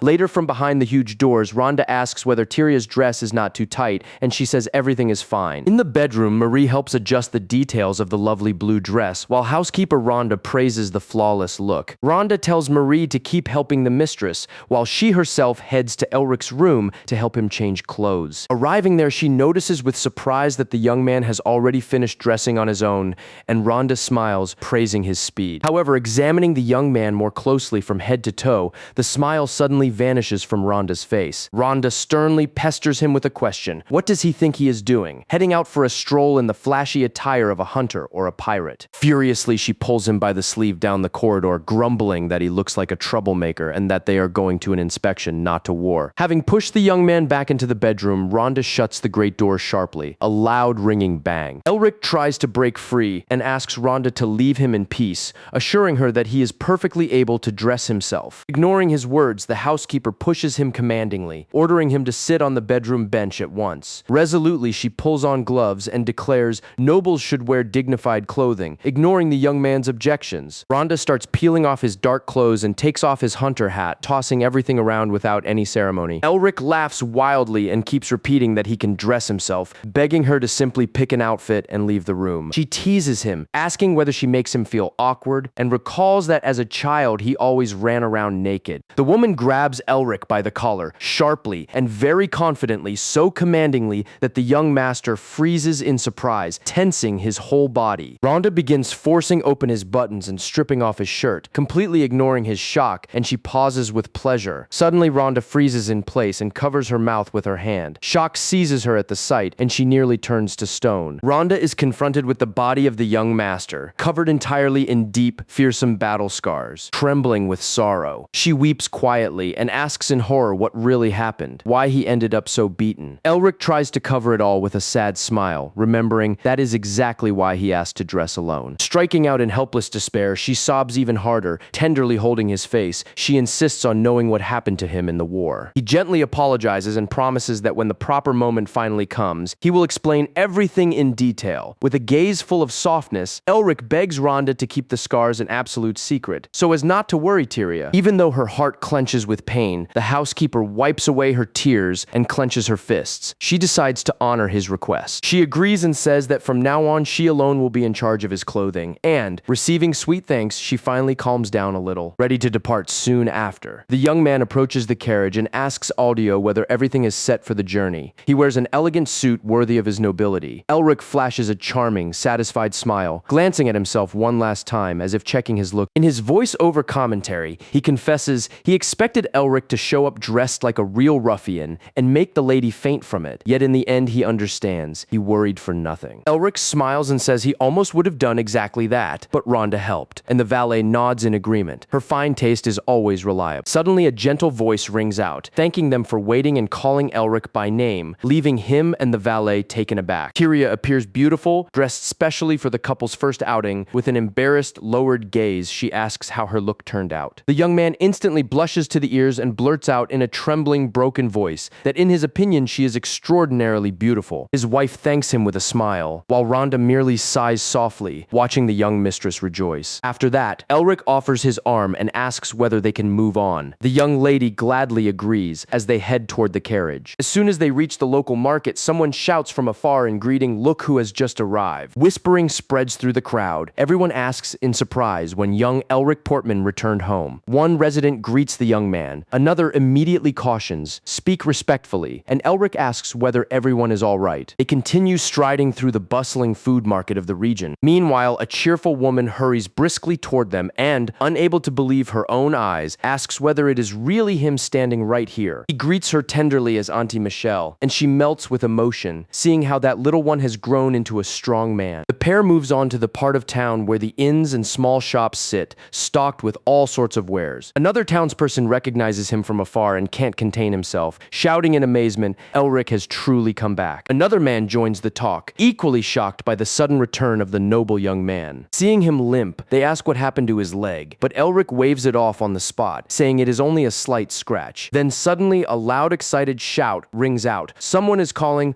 "Boss!" and the young man whips his head around sharply. It's Bart, Elric's best friend since childhood. His face lights up the moment he confirms the old boss is finally back, and the two old friends greet with a firm handshake steeped in nostalgia. Elric jokes that Bart hasn't changed at all, and Bart answers that Elric is another story. He changed so much they barely recognized him. Bart then greets Tyria with respect, and she meets him with a warm smile and wishes him well. The childhood friend invites Elric to stop by his place later at the party so they can share a drink and finally talk their fill. Elric gladly agrees and promises to be there, politely bidding farewell before moving on. The couple goes on strolling the market, waving back at their eager boyhood friend, who still carries that lively buzz about himself. Bart smiles inwardly, thinking he never once imagined the two of them would marry one day, yet he has to admit they make a lovely couple. As the day winds down, the couple's carriage rolls back along the road, cutting through boundless fields in the glow of a lavish sunset. Inside the carriage, Elric quietly watches his wife lost in concentration over a book. Looking closer, he realizes it is a botanical reference filled with flower illustrations. Wanting to ease into the silence as delicately as possible, he decides to approach her softly. Tyria lifts her gaze from her reading and murmurs gently, asking what exactly he wants. A little shyly, Elric admits he would like to help run the territory and asks her to teach him. She did everything alone. He explains now he wants to take his place as the master of the house at last. The young man promises that if she trains him properly, he will become a genuine help, leaving her utterly flustered right behind the cover of her book. She smiles giddily through the pages, thinking how amazingly gentle and dependable her husband is. She takes a resolute pose, snaps the book shut sharply, and presses it tight against her knees. Fixing him with a stare, she asks whether she may truly be that strict with him the way she learned from the former master of the house. With a light chuckle, Elric warmly says she may act exactly so. He asks if his father really trained her with such strict discipline. She swears yes, but she was never scolded. She learned fast. Meanwhile, the story jumps deep into the night, to a rowdy tavern near the border of Shivar. The place is crammed with people chatting and drinking peacefully at the tables within. Then a mysterious figure shatters the mood at once. She steps into the hall, and everyone's attention yanks to her, as if at command. Mid-step, the tavern keeper turns to the door, lost, as a young woman with long red hair and a dark cloak appears at the entrance, curtly but sincerely warning that she will not repeat herself twice. With a razor-sharp glare, she demands to know exactly where the dreadful sword demon, also called Kasha, can be found. The next day, the sun shines bright, and through its beams rises the grand estate of House Portman. Inside, a study, where nothing is heard but a pen, quietly sliding over paper. Elric glances at the tall stack of documents and asks whether she handles all this all the time. The young woman only gets sheepish and answers only in the heat of the season. Then she stops writing for a heartbeat and calls to him in a low voice, feeling him turn his attention at once, with zero delay. In a near whisper, she asks, will he deliver a speech at the Harvest Festival for his return? Elric feels tension gather as the word speech echoes in his head. That is exactly what she wants. Terrible flashbacks ignite, the brutal wartime addresses, when commanders roared at warriors to march and destroy the Empire's enemies. Back is the mercenary Kasha. He paid no mind to loud words, while soldiers eager to die thronged around. And he knew it well. Rousing speeches were never in him, nor did he intend to learn. After all, the real reason he ended up on that blood-drenched battlefield back then was entirely different. Truth be told, Elric hunted any target at all to spill the wild rage breaking out of his chest. He remembers charging forward madly, mowing enemies down in the very thick of battle without a blink. He fought nearly like a rabid dog, hacking every enemy of his down to the ground without an ounce of mercy. Weighed with so much dark memory, Elric talks himself into it. A person carrying such a stormy past could never deliver a beautiful speech. Tyria calls to him in alarm. He snaps out fast, apologizing that he simply got distracted for a breath. Elric offers an alternative. Stay right beside her and let her make the speech herself. His wife accepts with pleasure and agrees to speak at the opening of this year's Harvest Festival. She smiles shyly, thinking plenty more chances will come. Isn't that enough just to have a husband on the day? Tyria speaks to the crowd on the square, thanking everyone for a year of hard work. In sumptuous red attire, she cordially urges all residents to relish the festive day down to the final minute. The inspired crowd detonates with joyful cries. People yell in delight and heartily welcome the official start of the celebrations. Once the speech ends, Tyria squeezes her husband's hand tenderly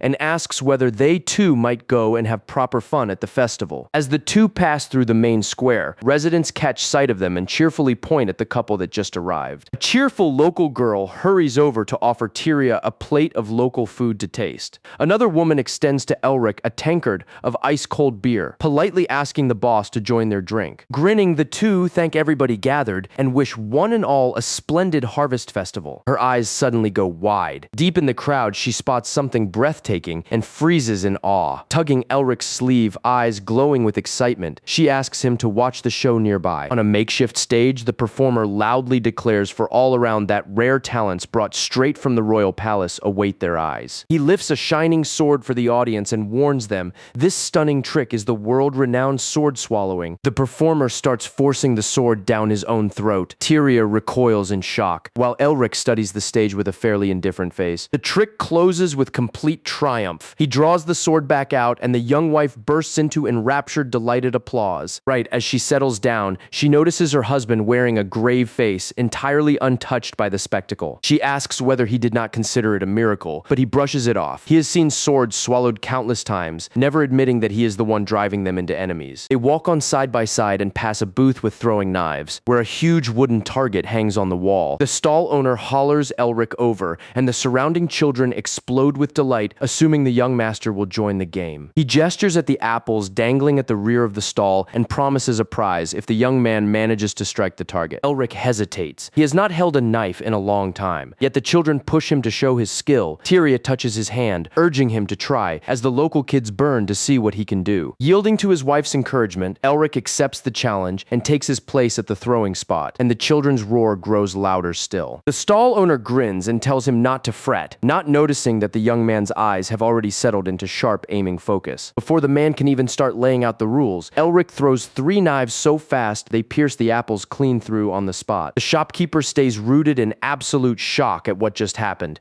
and the boys meanwhile burst out shouting from sheer disbelief. Tyria likewise stands wide-eyed, unable to believe it. Her beloved husband strikes with flawless, staggering precision. Met with everyone's frozen reaction, Elric breaks out in a cold sweat, realizing he should have pretended to miss to hide his talent. He decides to brush it off, saying it was just beginner's luck, and laughs awkwardly, asking his wife whether he embarrassed himself too much.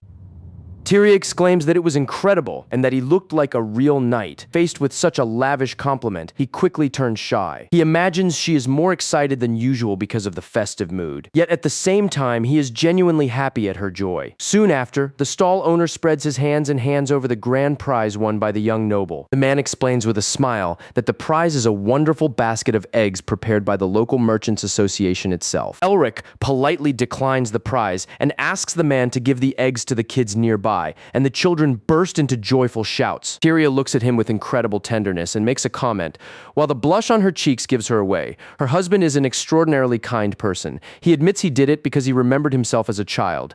Back then, he too won a basket of eggs and was on cloud 9 when a golden one turned up inside. Tyria bursts out laughing and recalls how he once traded that golden egg for a helmet, one so huge that on his head it looked like a bucket. Elric stops abruptly, completely stunned, and asks how she could know such an old episode from his childhood. Tyria tries to hide her agitation and says he was very famous in the village. She explains that rumors claiming the head of the house was a real troublemaker spread everywhere. But in her mind, she answers herself differently. She will not manage to tell the truth and must not reveal any of this to him. She does not dare confess that she had been watching him ever since childhood, because in truth, she dearly wanted to become the bride of the master of the house. Elric interrupts her thoughts, gently calling "my lady" to catch her attention. He smiles and says the celebrations are about to begin after this event, and asks whether they should head to the main square. Tyria gently squeezes his hand, nods with a smile, and calls him master of the house. On the square, the ceremony host greets all visitors to Wibben and announces that the ritual of lighting the festival fires will begin shortly. He thanks everyone for coming and asks for applause for the lord and lady, adding that the harvest festival shines as brightly as her beauty. Elric decides the flattery is laughable and thinks of the man quite frankly a real snake and a total bootlicker. The host calls on everyone to make a wish for the glory of women and lasting prosperity before the fires are lit. Then the man exclaims that the kissing ceremony between Lord Elric and Lady Tyria is starting right now, and the couple feels as if struck by thunder. Both of them instantly turn utterly red and flustered, not knowing how to react in front of the whole crowd. Tyria spins through thoughts in a panic. It turns out she will have to kiss him right here, in front of everyone. And the host once again repeats his greetings to everyone who came to the town of Wibben. He insists, before the ritual begins, ends, everyone has to wish the region generous prosperity and glory. Then the man loudly proclaims the start of the traditional kissing ceremony between Lord Elric and Lady Tyria. They both look at each other, utterly clumsy and bewildered,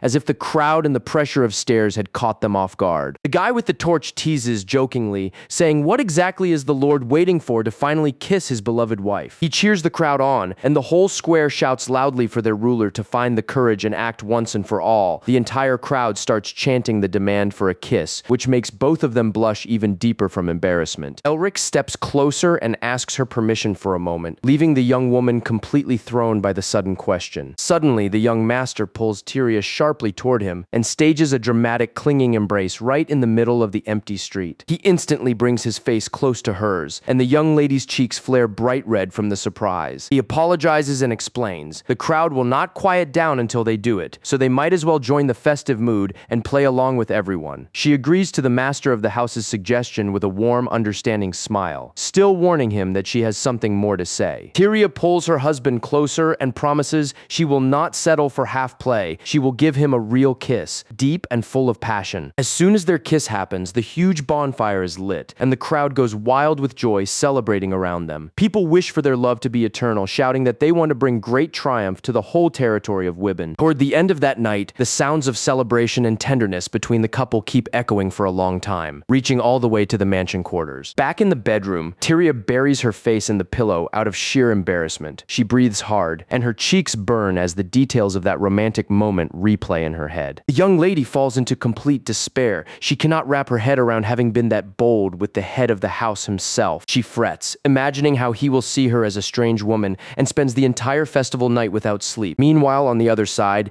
Elric cannot find peace either. Lying in bed, he touches his lips and feels his heart pounding madly, still unable to believe what happened. The scene shifts to the residence of the EW group in Whitewick, within the great kingdom of Armen. Inside, it is calm without any hustle, as a man in glasses takes a steady sip from a lavishly decorated teacup. A secretary comes up to President White and reports, the Imperial Army has indeed broken through the border defense line of Palvan and Chivar. She explains that without Kasha, who would have defended them, the territories fall apart, and there is no chance of resistance whatsoever. Duke Edward White smiles with satisfaction, and remarks that going after the warrior Kasha specifically was a truly brilliant masterstroke. His personal secretary, Agnes Blackmere, listens silently, keeping an overly cold professional posture. Agnes asks whether it is really wise to hand these lands over to the Empire, given that both hold significant shares in the EW group. Edward recalls, the War of Conquest has lasted 7 years, and those territories held on only thanks to Kasha and the funds being squeezed out of the group. He takes another sip of tea and adds that these regions have finally lost the ability to pay off their debts to Armen. The noble says they only need to smuggle out the most important figures and take the shares back before Palvan and Chivor collapse for good. As soon as Agnes hears the strategic plan from her boss, she pours some more tea and calmly notes how skillfully he knows how to act,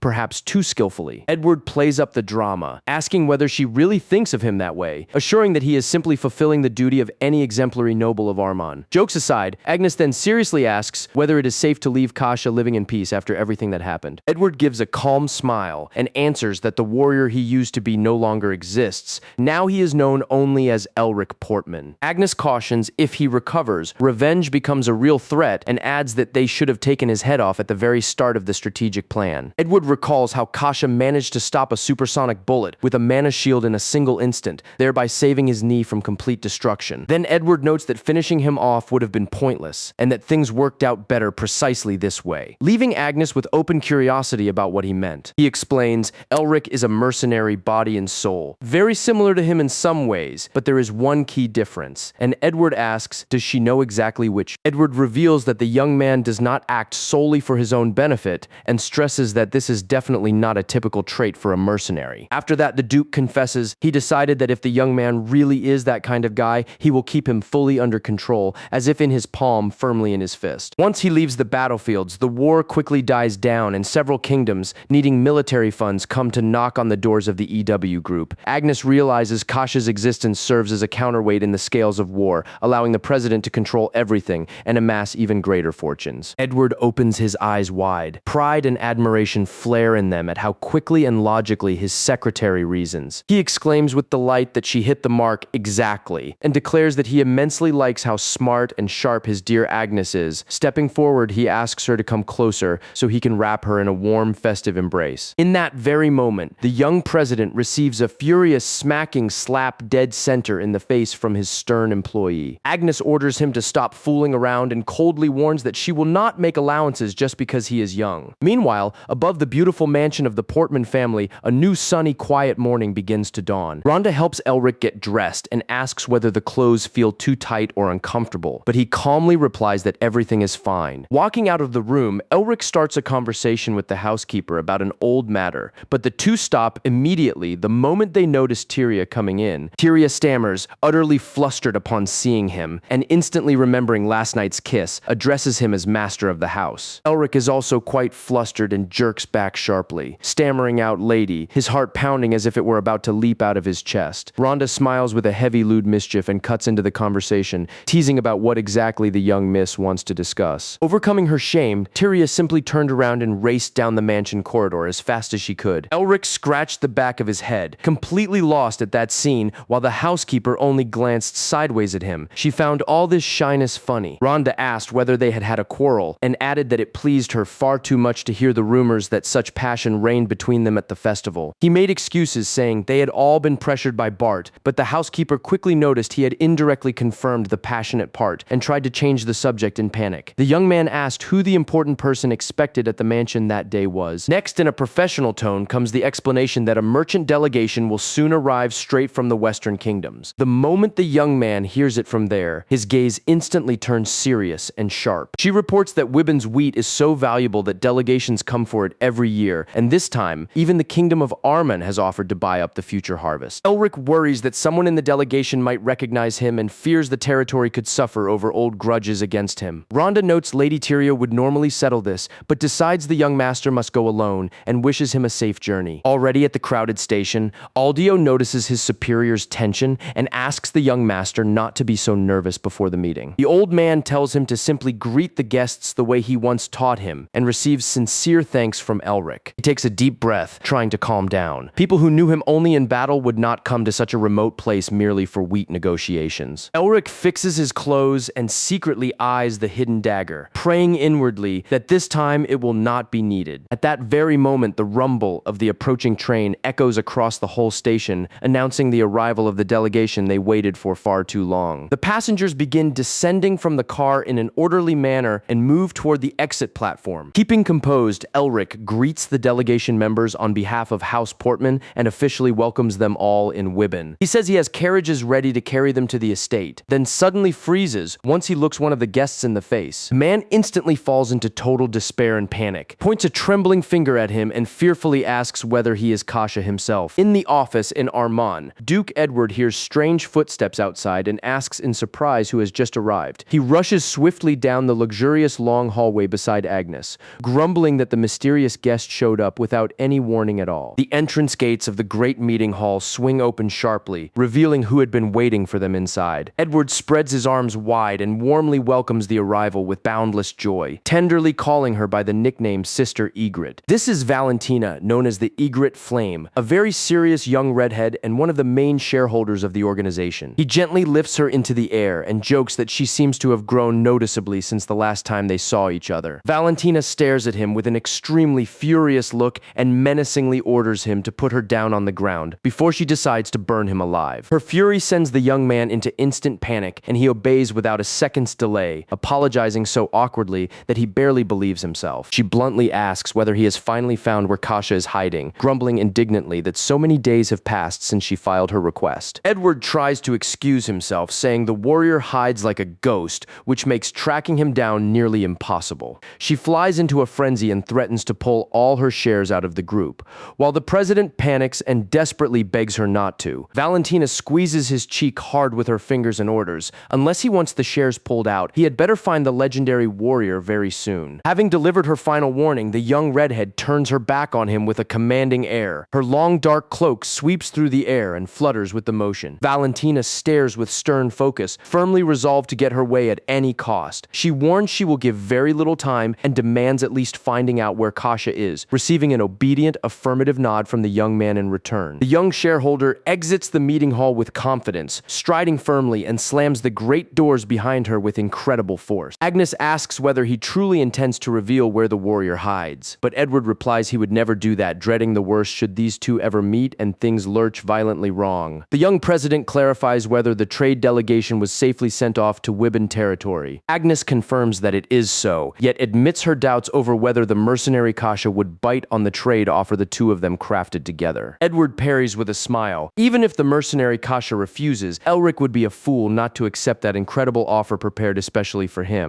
Meanwhile, the delegation train speeds on, crossing the sprawling golden harvest fields of the Wibbin region. Inside the car, the delegation freezes in tense silence, exchanging only a few restrained, suspicious glances. Aldio stays close beside the visitors, intently watching the tents. Guarded bearing, the two foreigners keep displaying the whole ride. One of the nobles in the delegation stands frozen with an even focused expression, clearly carrying a worry he has revealed to no one yet. Finally, the locomotive halts at the main platform, and beneath the majestic roof, it releases a thick cloud of smoke upward. The representatives of the important delegation begin stepping down onto the platform to start formal trade negotiations right away. Elric moves confidently toward the group with Aldio and delivers official greetings on behalf of the entire Portman family. The young man politely adds that comfortable carriages are already prepared to carry them straight to the family estate. At that exact moment, one of the men in the delegation starts trembling in panic as he looks at the young nobleman up close, seemingly recognizing his face. The man sinks into despair,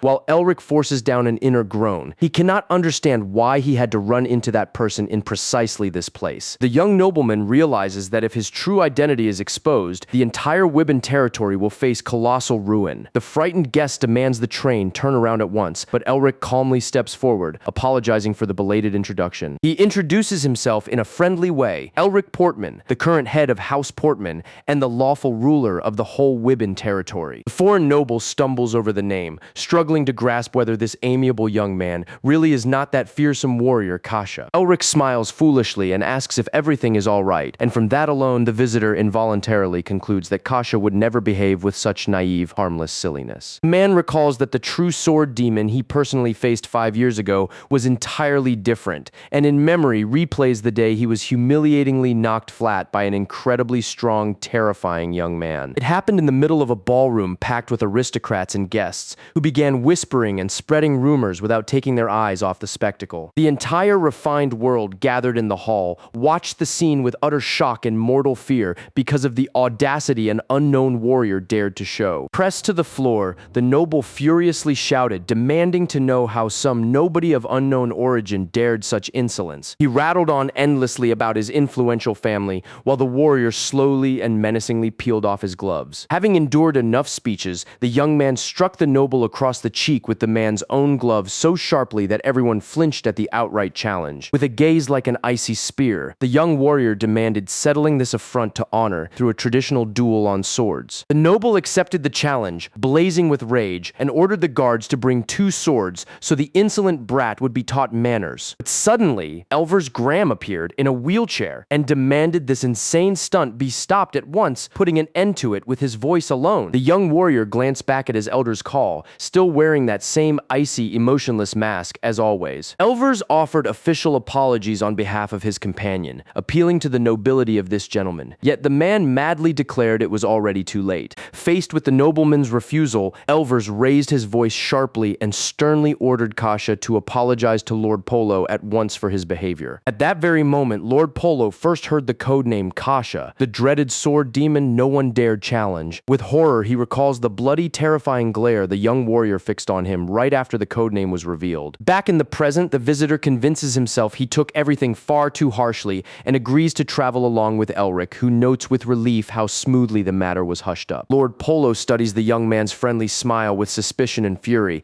feeling anguish from the mere memory of that distant past. Soon after, the luxurious carriage rolls along a dirt road beneath the dazzling gold of the setting sun. The driver warns the passengers they are finally approaching the Portman estate and asks everyone to start preparing right away. After reaching the main gate, Tyria and the maids wait patiently to greet the important guests. Tyria introduces herself with a sweet, welcoming smile and voices official greetings to the entire delegation of the Western states, then very courteously suggests the guests rest in their rooms first to shake off the fatigue of the road. She then turns to Rhonda, asking her to lead the delegation members to their assigned rooms, and she answers instantly, without any hesitation. In the silence of the night hour, a series of calm knocks at the door begins sounding muffled in the room assigned assigned to one of the foreign guests. Sitting in his chair, Lord Polo finds the noise strange at such a late hour and muses aloud whether it could be room service. He walks toward the door evenly, without hurry, muttering about needless intrusion upon his precious rest time. The man yanks the door open furiously, declaring he needs nothing and wants no disturbance, but suddenly freezes upon seeing who stands before him. Elric appears with red eyes and grimly regrets the intrusion. Saying the noble's name, he makes Lord Polo recoil, drowning in despair and panic before the crushing presence of the real Kasha. Lord Polo jabs a trembling hand into the air and stumbles in panic. The instant he recognizes that gaze, he is absolutely certain this truly is the sword demon, Kasha. From inside the room, he cries that he would know that icy face anywhere, the same fearsome warrior of the past. Pretense over, Elric steps forward, warning, no more hiding from now. Lord Polo crawls backward, asking what exactly he wants, desperately insisting he has already brought sincere apologies for everything between them in the past. Elric sits down, asking if he means the day the man publicly insulted him and his family before the nobles. Cold and serious, the young noble adds he never agreed to accept those cheap apologies then. Elric asks whether he still plans to lie sprawled on the floor and orders him to sit and get to business. So sharply the guest is thrown off by the offer alone. He calls him by full name, Lord Polo Denotum, asking flat out if the trip meant buying all Wibben wheat. Both nobles sink into the plush chairs and talks kick off in strong tension and mutual distrust. Lord Polo swallows hard, eyes wide open, tracking his every tiny move and shift of expression with deep anxiety. Elric makes the opening move. Elric opens casually, mentioning he met Lord Oogle just before coming here. The guest flinches, babbling to hear what happened, but the young house head says plainly Lord Oogle made a generous offer. Polo asks worriedly whether Lord Oogle's delegation offered to buy up the entire Wibben wheat harvest at once, undisguised alarm in his voice. Elric confirms yes, they would have bought it. Following Armin's proposal, the purchased grain would then be spread across the vast western region of the continent. He adds that a generous commission from sales and distribution will duly flow back to fill the treasury of House Portman itself. One lone condition he notes, sell the whole harvest solely to the kingdom of Armin. Parting, Oogle said he trusted the new house head to pick the smartest,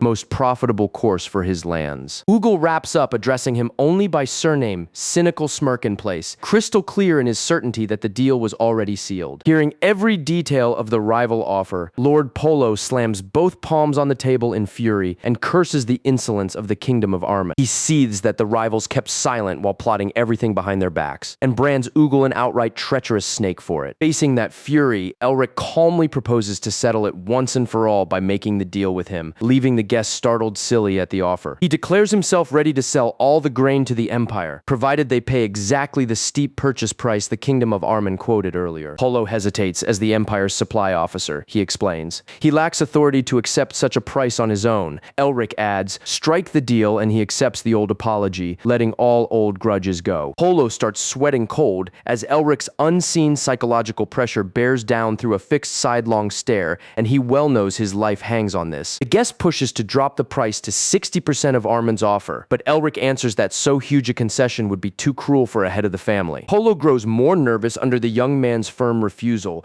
realizing he must secure that wheat for the Empire, whatever it takes. Then he offers 70% of the price, promising the Empire itself will cover every shipping expense and customs duty. Elric stubbornly counters 75% on the same lovely free delivery terms as before. Beaten by the young man's persistence, the visitor agrees to the counteroffer, and they seal the big deal with a final handshake. Elric thanks him for a good bargain, and the Lord marvels. He must be the first merchant ever to squeeze such a sweet deal out of the Empire. Even so, Lord Polo brims with sudden curiosity, asking why the former mercenary negotiated with him rather than the envoy of the kingdom of Arman. Elric studies him gravely and thinks to himself he chose Polo purely because, to his mind, the man would be easy to hook and to manipulate. Aloud, Elric lies that they truly knew each other long ago. The noble laughs stiffly as old adventures and the whole ancient mess stir in his memory. Riding the friendly mood, Elric delivers his one final demand, with the guest consenting at once. The young man warns of disaster if rumor spreads that sword demon Kasha roams free in Wibben lands. With a gaze that cuts, Elric cautions, let these rumors ignite because of him, and the pact just signed will be rewritten in blood. The visitor petrifies at the blunt death threat and nods numbly, committing himself to silence. Next day, the whole delegation gathers around the large dining table in the main hall to hear the family's formal statement. Beaming radiantly, Tyria announces to everyone present that House Portman has has resolved to swap its wheat harvest with the Empire. Elric watches from afar with a faint, satisfied smile, his strategic plan advancing perfectly. Across the table, the rival Lord of Armen claps politely, saluting Lord Polo on the huge commercial win. Suddenly, Lord Oogle slams his palms onto the table in fury, cutting the celebration dead, thundering that the whole business is sheer nonsense. Never taking his eyes off Tyria, the man rants beyond control, demanding explanations. Did she hear nothing at all about the househead's decision? The young lady holds an unshaken pose and answers through an ironic smile. All happening here flows wholly with her husband's will. Oogle lords over her, asking whether she has any clue how absurd this arrangement is, but she corrects him, declaring her official title is wife. The imperial envoy falls apart entirely, unable to grasp how Tyria just cut him down mid-sentence, right inside his indignant tirade. She introduces herself with pride as Tyria Wibben Portman, lawful wife and loyal companion of the current housemaster standing beside her. Tyria fixes her stare on him, stating in all seriousness that a delegate who keeps using the wrong title commits a grave crime. Visibly shaken and cowed by the woman's steel stance, Lord Oogle squares himself and formally apologizes aloud, addressing her properly, wife Tyria Wibben. Lord Polo gives a mocking snicker, while Lord Oogle boils in silent rage through gritted teeth as the flare-up dies away. Elric lets out a long, relieved breath, pleased the matter is closed at last. In the courtyard, Elric instructs the guards to escort the guests flawlessly to the rail station, instantly drawing confirmation from the coachman. From the carriage, Lord Polo nods kindly, raising the signed document in thanks for the smooth deal. Elric answers with the same sober nod, posture firm, until the foreign guests drive off. Standing beside Tyria, the young noble quietly follows the carriage, vanishing down the dirt road through Wibben's wheat fields. Smiling, he says he views her entirely differently. Now, never suspecting his sweet wife held such a firm, decisive streak, Tyria shuts her eyes proudly, answering plainly, she stood on absolute truth. She answers with a knowing smile, praising how razor-sharp the head of the house turned out, and the compliment throws the young man clean off his rails. She explains when Polo handed her the contract, she caught the recited terms were quite different, confirming the deal turned out profitable for the family. He owns up the envoy of Arman acted too cocky toward him, so he meant to pop that pride, winning his wife's delighted approval for the brilliant stroke. Tyria proposes going in, and her husband agrees freely, walking beside her to the main entrance. The scene cuts back to the grand EW group estate in the heart of the prospering kingdom of Arman. All at once, past the lavish decorated doors of the head office, a piercing scream rips the silence open. Pure desperation and fury held back no longer. Edward, as though someone plucked his strings, tears down the corridor in full frenzy, clutching his head, screaming at the top of his lungs, utterly unable to digest what just happened. Edward rages. Elric rejected his perfect offer to buy out all the wheat at fat margins. Agnes says nothing. The boss hollers the man should grab easy cash, till the secretary patiently urges calm. Edward pitches a full dramatic tantrum, whimpering whether the former mercenary truly had to smash every one of his immaculate plans. Amid all this wild, over-the-top theatrical hysteria, the young man clumsily skids on the smooth floor in his fancy parade shoes. His body fully sheds balance, terrified of the painful collision inbound. He flips backward straight toward the floor. Yet, with uncanny speed and precision, Agnes thrusts her arm out, seizing her boss hard by the elbow and barring catastrophe. Edward freezes at the abrupt jerk, rescued in the literal last instant from impact. His devoted secretary catches him in a firm shield hug, her own body serving as buffer to keep him safe. At last, the pair slides together across the waxed great hallway floor, a small puff of dust rising at the abrupt halt. As he clumsily apologizes for the trouble, Agnes snaps at the head to finally collect himself once and for all. Presently, a hot, fragrant tea is brought out to soothe the young duke's shaken nerves. Agnes asks whether he has at last calmed down a bit, and the young man thanks his secretary for the care,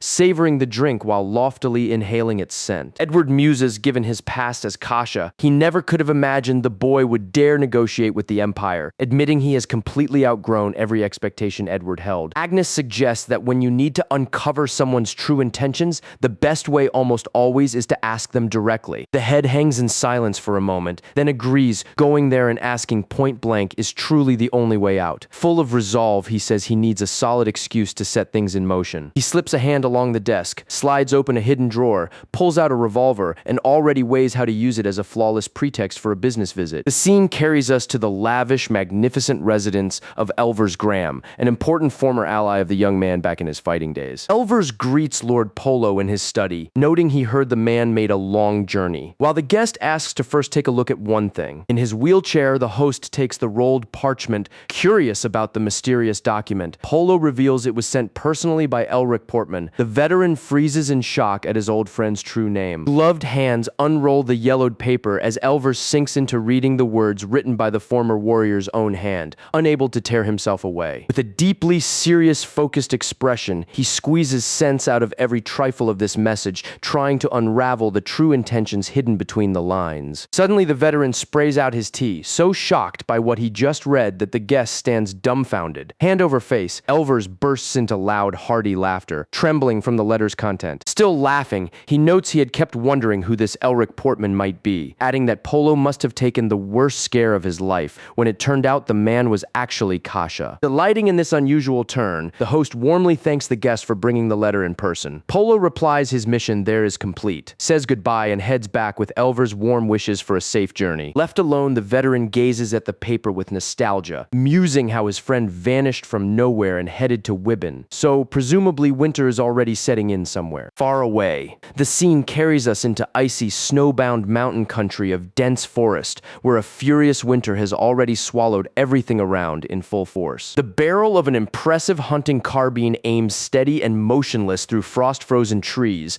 against the mad wind howling through this wild backcountry. A clean shot cracks out sharp and confident, and the young hunter bursts with joy, clapping in excitement along with his companions, because that perfect shot finally worked to perfection. The guys rush to the felled deer in the snow and celebrate the size of their catch, teasing each other that they are no longer mere rookies now. One of them suggests bringing the horses over to haul such a huge catch, but Derek the hunter suddenly stops dead, frozen in shock. His companion shouts at Derek to stop stalling and finally take the horses, stunned by the frozen reaction and the sudden silence. Derek raises a finger to his lips, a crystal clear sign, no sound. Derek orders both of them to pull away from their prey right now, and his friends grow completely lost over this unexpected behavior. He asks whether they feel the eerie cold hanging in the air and insists a demonic creature must be nearby, so they have to get out of there immediately. The companion takes it as a joke and grumbles. Of course it is cold. It is winter outside. Derek should just go grab the horses once and for all. A wild roar rips the silence in front of them, and the friends plunge into pure panic while trying to calm Derek. Trembling hands raise the weapon. Derek screams at the idiots to fall back, something standing right behind them. Just then, a colossal monster head looms above them, and all three young men freeze instantly with pure fear. Out leaps a massive wolf with smoldering blue eyes and blade-like fangs. It snarls viciously, revealing itself as a horrifying magical beast. The scene shifts to the grand, luxurious mansion of the Portman family, towering beneath the gloomy winter sky of the region. Tyria is deeply shaken by the situation, barely piecing together what she has just heard from them. The three surviving hunters sink to their knees and admit they fled the place, seized by absolute horror. Tyria admits they have been through far too much, pours them hot tea, and promises to speak about everything with the head of the family. She asks Rhonda to feed the young men a hearty meal with hot tea, and the housekeeper accepts the request at once. The loyal butler, Aldio, pulls out a vast ancient tome on magical creatures,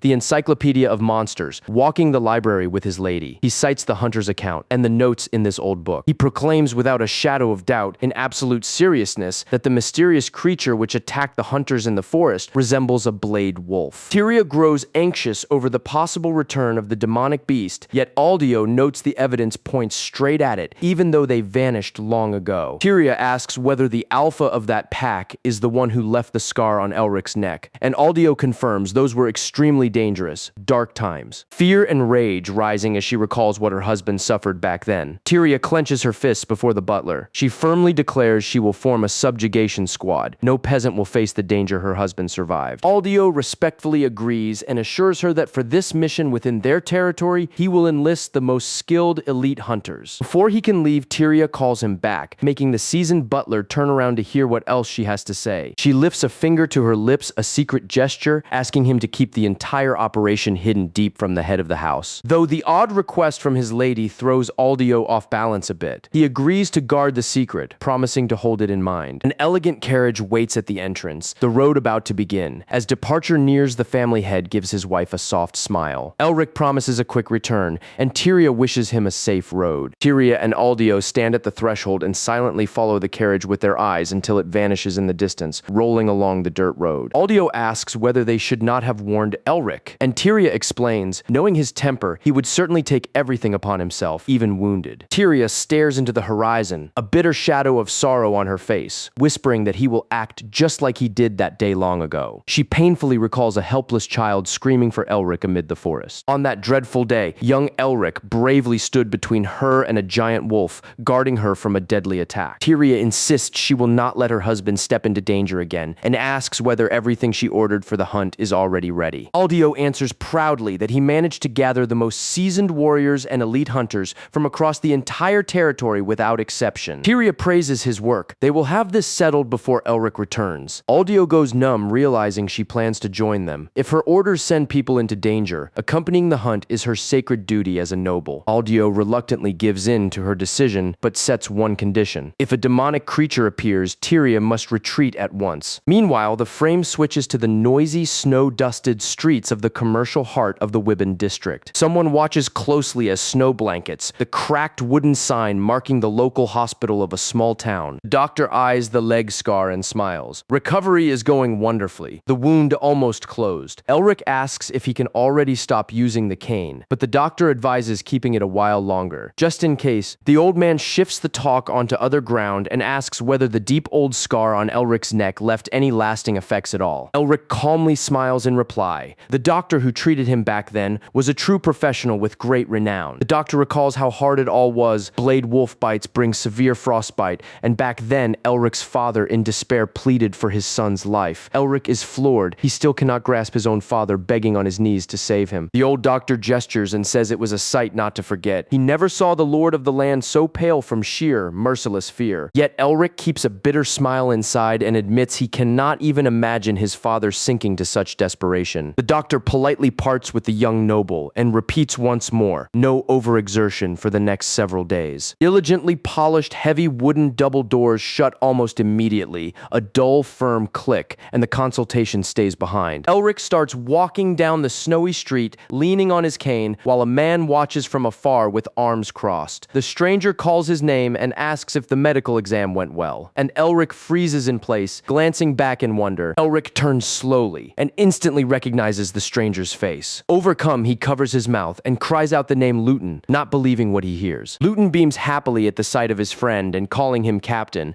heartily confirms yes, he has truly returned to Wibben. The two childhood friends embrace, brimming with joy. Luton says he rushed over the instant Elric's letter arrived, and news follows. Luton has joined the Royal Knights. Haughtily, proudly, he shows off the sword granted to him by the crown itself. Luton proposes a drink to catch up on all that passed, and Elric, smiling gratefully, gladly agrees, joking that the first round is on him. But a courier suddenly bursts in on them, breathless from running, holding out an urgent letter. Luton grumbles that his day off is getting wrecked again, and the courier explains it is an urgent call for help, sent straight from the Portman family itself. Hearing his own family name inside the call for help, Elric freezes in shock and demands right away to know exactly what is happening. A breathless messenger hastens to reveal that Lady Tyria Wibben, Elric's wife, is caught in deadly peril. When news reaches him that his beloved wife has fallen prey to a demonic creature, Elric's eyes blaze with fury and alarm. Somewhere far away, across an icy mountain expanse under a merciless blizzard, rifle volleys thunder and echo. Two blade wolves with gleaming eyes tear through deep snow at frantic speed, relentlessly chasing the hunting party. One of the elite hunters snaps into position and fires a precise shot at the incoming monster. The shot lands clean, striking one of the giant wolves in the head. The beast thrashes and bleeds out onto the snow. Hunters yell to hold careful aim as two of them escort a terrified Tyria toward safety. Tyria's young maid sweeps her gaze over the frozen trees and cries out that an abandoned cabin stands just steps ahead. Marie hurries her mistress along, faster quickly inside the cabin, while the hunters keep the battle with the monsters outside. One of the brave warriors sets a glowing magic stone alight. It flares so bright its blue radiance cuts through the forest like a blinding beacon. He bolts from the cabin, saying the stone's energy will lure the beasts away from Tyria. It works. The whole hungry pack races straight at the blue glow, far from the two women, and inside the dark, frozen cabin, Tyria and Marie huddle beneath blankets, trembling from the vicious cold and the fear of what is about to unfold. Tyria apologizes for dragging her friend into danger, but Marie begs her not to say that it was she who insisted on going along. Marie tries to soothe her, asking her to hold on a little longer. The distress signal was already sent, so help should arrive very soon. Tyria gives a relieved smile and notes that at least she is glad. She kept it all secret so as not to endanger her wounded husband. Seeing how tenderly and anxiously her mistress frets over her husband's fate, young Marie cannot hold back tears. Her voice trembles with sobbing and worry. Meanwhile, Elric and Luton gallop through a raging mountain blizzard. Elric agonizes over why Tyria faced such danger alone, then stops himself with a question. Does she think him unreliable? Luton shouts Elric's name at the top of his lungs, ripping him out of deep thought and forcing his eyes onto the path ahead. Luton orders him to stay calm and swears they will rescue Tyria no matter what, and his friend sincerely thanks him for the support. Luton remembers how as a child, he ran and wept in despair through the forest, screaming his best friend's name, as if he could hear it. Even now, he distinctly remembers the moment Elric staked himself alone to buy time for the others to escape the terrifying alpha wolf. Fleeing back then, he begged forgiveness through tears, dashing for help as fast as he could to save the friend left behind. Determined to change that past, Luton swore to himself he would never again let his valiant captain face danger alone. One of the surviving hunters spots two riders cutting through the blizzard and bursts into shouts, waving his arms to show where he is. The moment they pull up, Elric springs off his horse and streaks toward the hunter, ignoring Luton's pleading calls to wait. Exhausted, Elric asks after his wife. The hunter answers that she is safe, hiding in the nearest cabin, and adds his other comrades were trapped, drawing the beasts away to save her. Elric forces out a tense sigh of relief, then asks the hunter to lead him to the spot so he can free the people in danger. Suddenly, Luton clamps a hand on Elric's shoulder from behind and orders him not to do it so sharply that the former mercenary startles. Luton insists on saving the hunters and sends Elric to his wife. When Elric doubts him against the wolves, Luton grins too confidently and asks for trust. He is no timid boy of the past. Elric smiles proudly and nods, declaring that Luton has truly become a genuine, noble knight of the kingdom. Luton and the hunter rise toward the forest to rescue the other men who became bait for the monsters. Watching them depart a moment later, Elric decides there is no time to waste. He must reach his beloved wife's side as fast as possible. He lunges forward through dense thickets, fighting his way at full speed through the furious blizzard that slashes his sight worse and worse. Every hurried step sinks into the soft snow, yet he stubbornly ignores both exhaustion and the inhuman cold, simply pressing on. Shielding his eyes from the piercing wind, he curses the storm for exploding so suddenly and prays fervently that everyone stays safe and sound. At last, among the frozen thickets, Elric spots the snow-covered silhouette of a small abandoned wooden hut. Relief pours out of him like a stone sliding off his chest. With real force, he yanks the old wooden doors open, and icy gusts plus snow from the raging storm thunder into the dark interior. Peering into the dim interior, Elric calls desperately for Tyria. Praying, she answers. Tyria and Marie are stunned to see him, and his wife stammers, barely getting out why he came to this place. Without a single word, Elric strides up to Tyria and pulls her into a fiercely trembling, overtight embrace, one that speaks only of relief. Still burning with shame, Tyria flusteredly asks a second time why the head of the house came all this way. Elric only squeezes her shoulders harder, venting the colossal worry he had been carrying. He tells her that her life belongs to him, and Irritation Plain asks why she ran something so dangerous without even checking with him first, leaving her speechless. Guiltily staring downward, Tyria admits she acted only to keep his life out of harm. Grieved, Elric asks whether she truly deemed him so unreliable she had to hide everything. Flustered, Tyria scrambles to protest that she meant something entirely different, but Elric cuts her short, pulling her into yet another embrace. He exhales his relief that she is unharmed, and gently begs her at the same time never again dash into danger alone. Never. Against the warmth of his chest, eyes closed in happiness, Tyria vows never to do anything like this without telling him first. As young Marie watches them reconcile,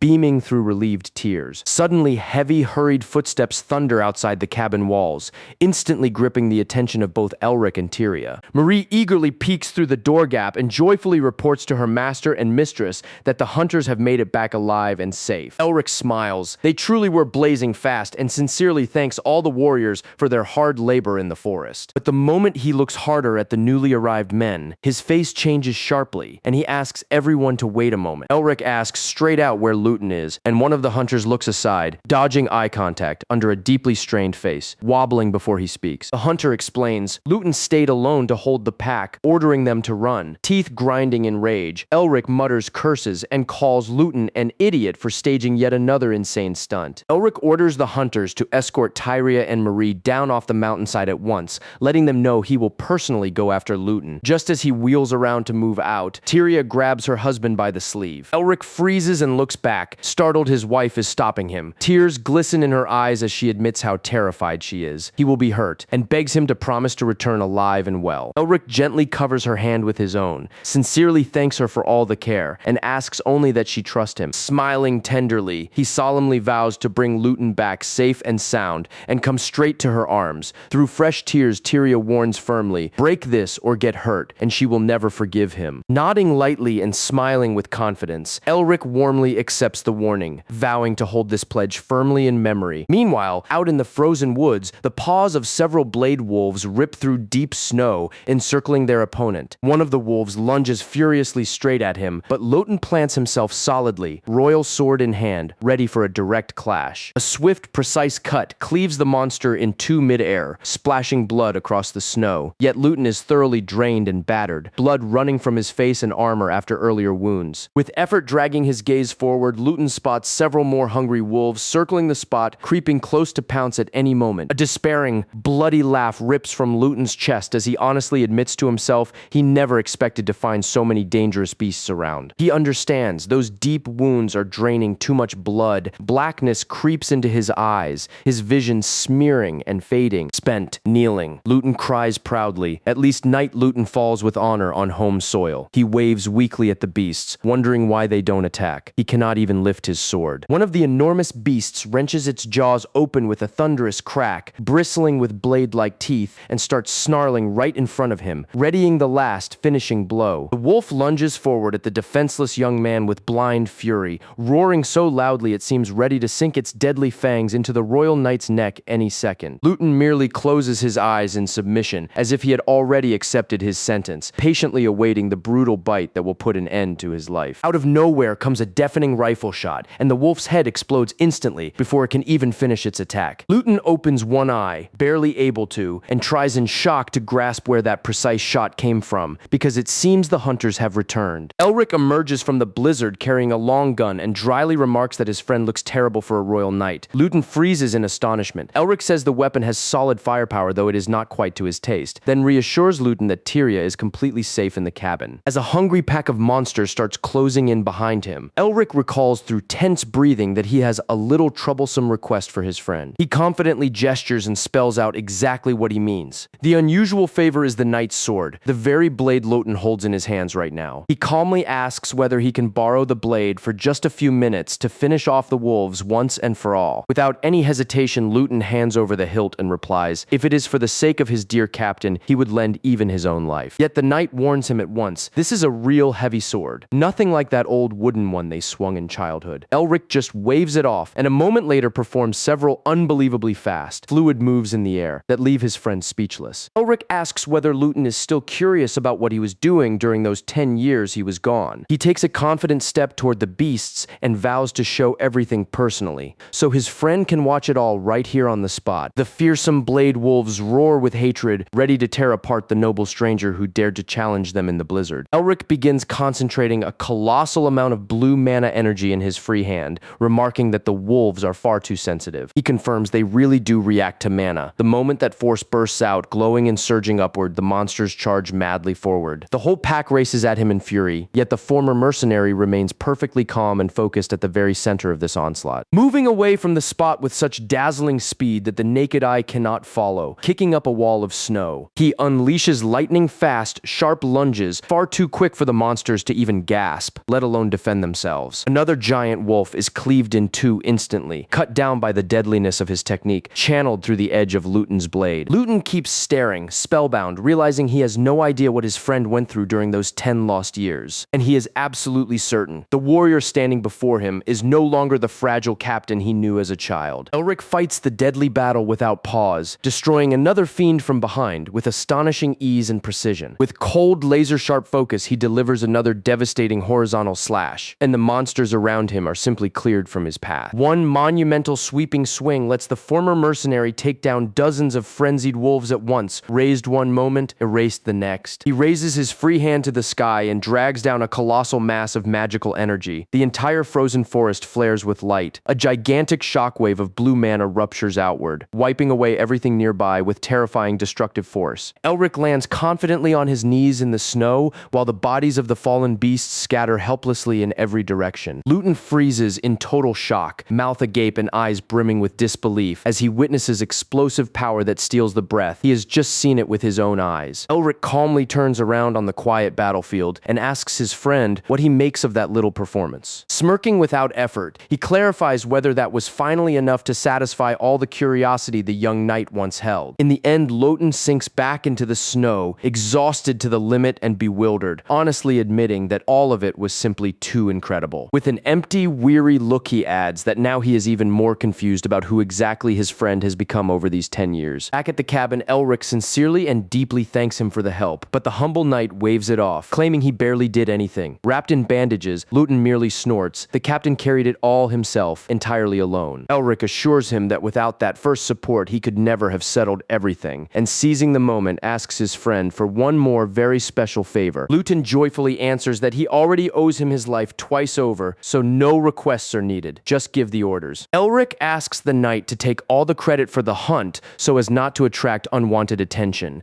and Lotun is left stunned by such a proposal. Elric explains he has his own reasons for this, and again calls on his friend for help, but for a moment the knight hesitates. The whole affair feels deeply unfair to him. Though reluctantly, Lotun finally lets out a long sigh and agrees to the unusual request out of respect and devotion to his captain. A little later in the town square, the local leader proclaims Lotun the great hero of Wibben amid applause and cheers from the crowd. He kindly thanks him for the incredible work, praising the knight for facing so many savage beasts alone in order to save everyone. Overwhelmed with embarrassment at all this excessive attention, Lotun stumbles over his words and shyly looks away. He spots Elric in disguise among the crowd and, with a friendly finger pressed to his lips in a shh gesture, asks him to stay quiet and keep the cover intact. The young knight swallows hard, draws a deep breath, and to play the role assigned to him convincingly, steps forward before everyone present. Lotun lies, declaring he acted solely for the sake of Wibben's peace, while some man enthusiastically proclaims that a knight like him is the pride of the entire kingdom. The man raises his hand and rallies the crowd, calling on them to thunder 3 cheers and heartily applaud the brave warrior who saved their town. People erupt into wild celebration once more, chanting the name of Wibben's new hero, who dealt with the horrific pack of wolves and, satisfied with how the plan played out, claimed victory. Elric allows himself a faint smile from the half-shadow and decides it is time to return to his own home. Sometime later, the royal carriage arrives again and stops in the snow-covered courtyard of the manor, where all the servants are already waiting to receive them. Grand black horses pace steadily across the courtyard, drawing the family head's luxurious carriage until it reaches its final resting place. A massive reinforced wooden wheel grinds heavily to a halt right before the manor's main staircase. Elric opens the door and calmly steps down, walking ahead. His dear wife had already been waiting by the entrance, anxiously searching for him with her eyes. Tyria greets him with a warm, radiant smile and gently confesses that she had started worrying over his unexpected delay. Elric apologizes sheepishly and explains that he was held up only because he wanted to thank and bid farewell to his dear friend Lotun. Tyria nods that support truly was scarce and asks about his leg, and he involuntarily recalls the doctor's orders, no straining without need. Elric presses a palm against his leg, smiles, and assures her everything is fine, and his beloved wife's heart finally finds peace. Elric's tone suddenly turns a shade more serious, and the young noble lady, as if sensing it, begins studying him intently, full of attention and curiosity. With a surprisingly gentle, warm gaze, he softly asks her never again to face danger on her own. Blushing deeply at her husband's sweet words, Tyria smiles softly and promises to hold this pleading care in her heart. Elric suggests stepping inside before they catch a chill, and she gladly agrees, walking beside him back toward the manor. Elric carefully extends a gloved hand and opens the enormous front doors for his wife, inviting her to step over the threshold. He makes a courteous gesture and, beaming, asks her to enter the warm house first. Rhonda playfully remarks that spring must have arrived somewhere around here, while Marie teases that, judging by the mood, it is already summer. Tyria shyly thanks her husband, her face turning beet red as he looks at her with pure tenderness. All of a sudden, Tyria begins to sway, loses her strength, and collapses forward under Elric's terrified, desperate gaze. Elric instantly catches her in his arms, frantically cries out his wife's name, and begs her to wake up this instant. A short while later, the maids, huddled together, rush through the manor to urgently arrange the help their mistress so badly needs. An experienced doctor examines the young woman and solemnly, ominously informs Elric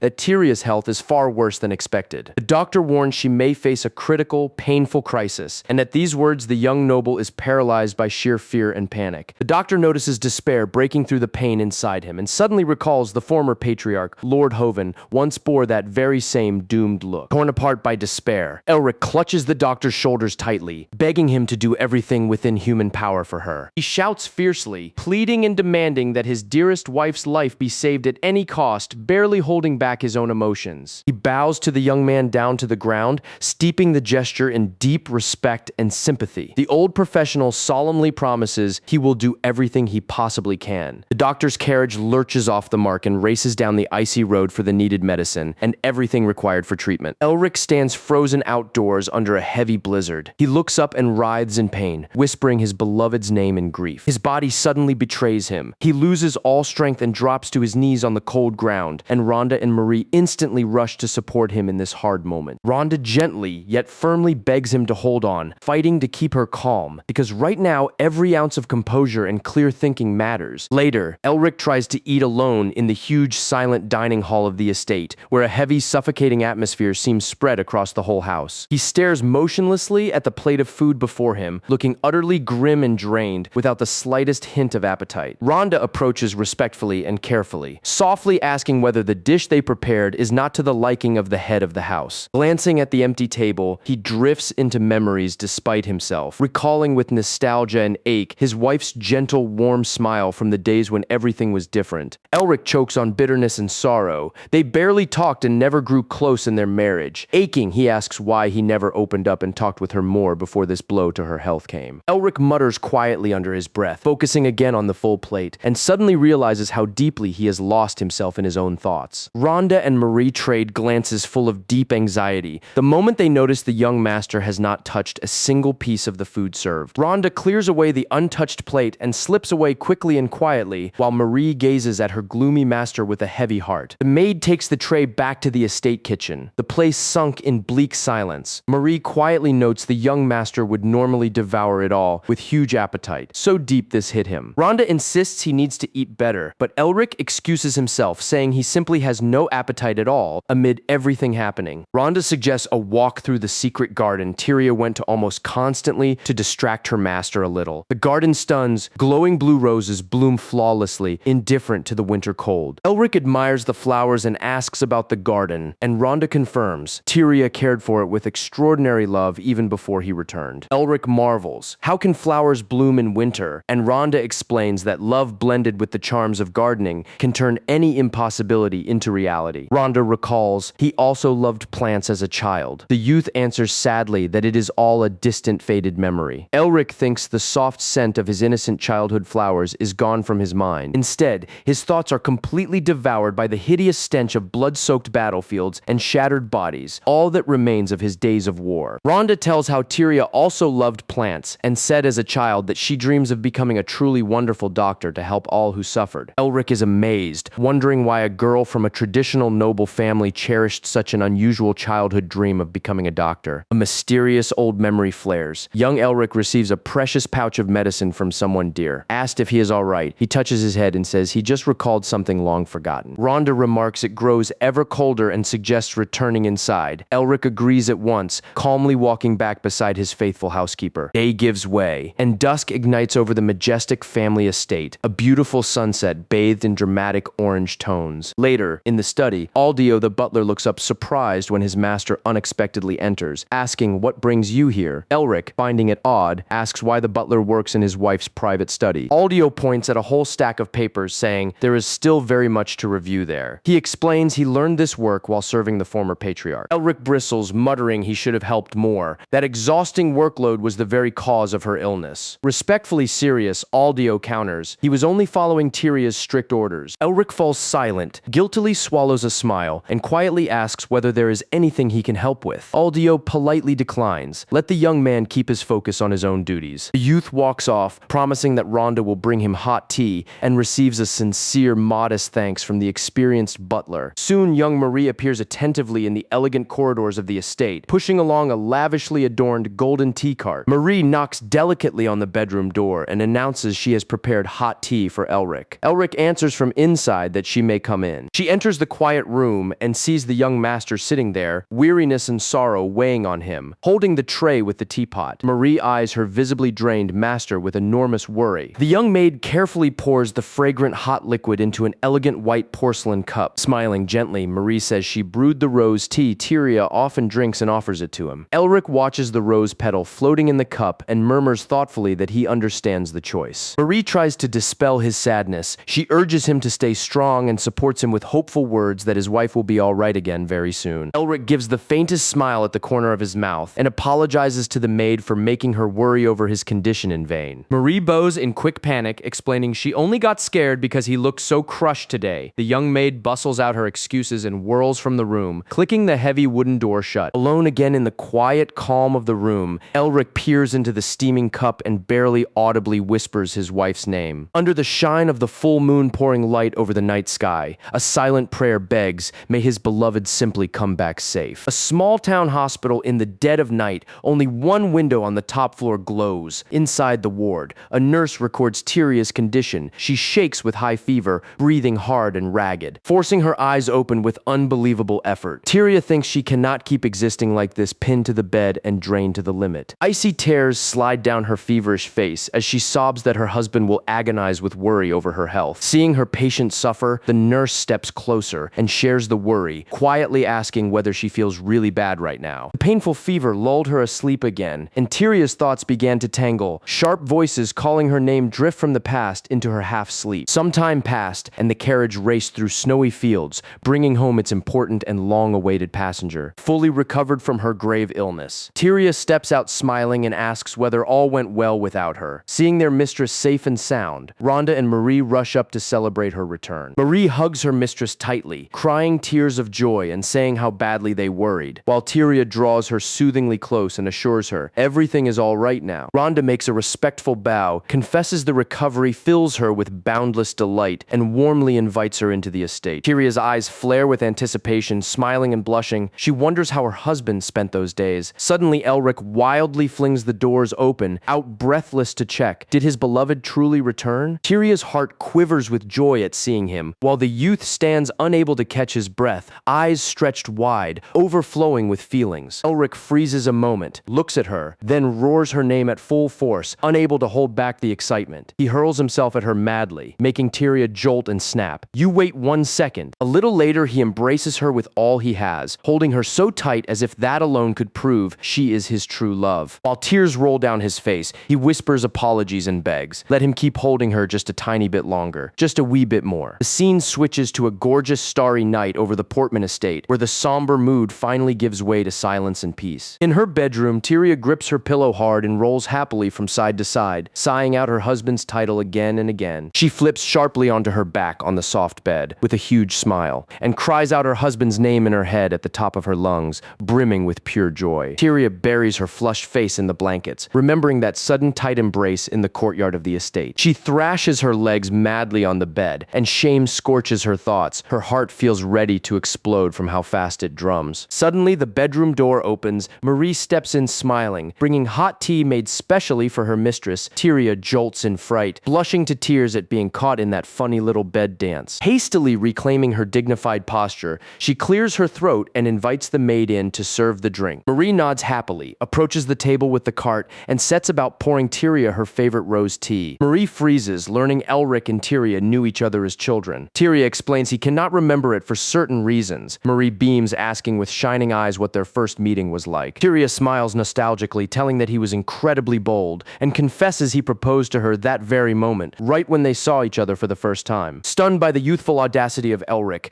Marie listens as Tyria laughs, explaining he leapt to conclusions and disappeared, fleeing even before he heard her answer. She goes on. Fate reunited them that same autumn, when they unexpectedly met right by the family estate. On that memorable day, her father came to talk business with the former master of the house. Suddenly, a painful memory surfaces in her mind. The wooden rod, how badly it struck her childhood palm. Little Tyria whimpered silently, reaching out her hands to take the harsh, painful physical punishment from her mother. Cold and merciless, Tyria's mother keeps striking with the rod. No compassion for her daughter. The maid whispers they are in the Portman mansion, someone might see, and gets snarled into silence at once. Her mother glared down at her with hate, coldly repeating her daughter's full name, sternly warning that she would say it only one last time. Tyria's mother coldly calls her marriage vital to House Wibben's future, the Nimrod family a good match, and threatens to starve her for 2 days if she dares complain complain again or defy this imposed marriage. With sharp, loud footsteps, the shrew storms out of the study, slams the heavy double doors shut, and locks the little girl inside. The family maid kneels before her, worries over her bruised hands, and begs her to wait here while she brings medicine. The woman springs up and races off through the corridors of the mansion library, leaving little Tyria alone with her aching hands. Then a strange, unnatural sound comes from behind the bookshelves. Tyria sheds sad tears and asks herself why she is being forced to marry a mysterious man she has never even seen. Out of nowhere, a large book drops onto the carpet right beside her. Tyria flinches in surprise and involuntarily turns her gaze to the mysterious presence nearby. In walks young Elric. Crouching to pick up the book, he dropped himself, flustered at being noticed. He guiltily waves a hand at the girl and clumsily mumbles that they chanced to meet here again. Stumbling over her words, she stutters and asks what he is doing here, while Elric explains that he lives in the mansion as the owner's son and tells her she may speak freely without needless hesitation. Trying to grasp what he heard while she was crying, the boy clarifies,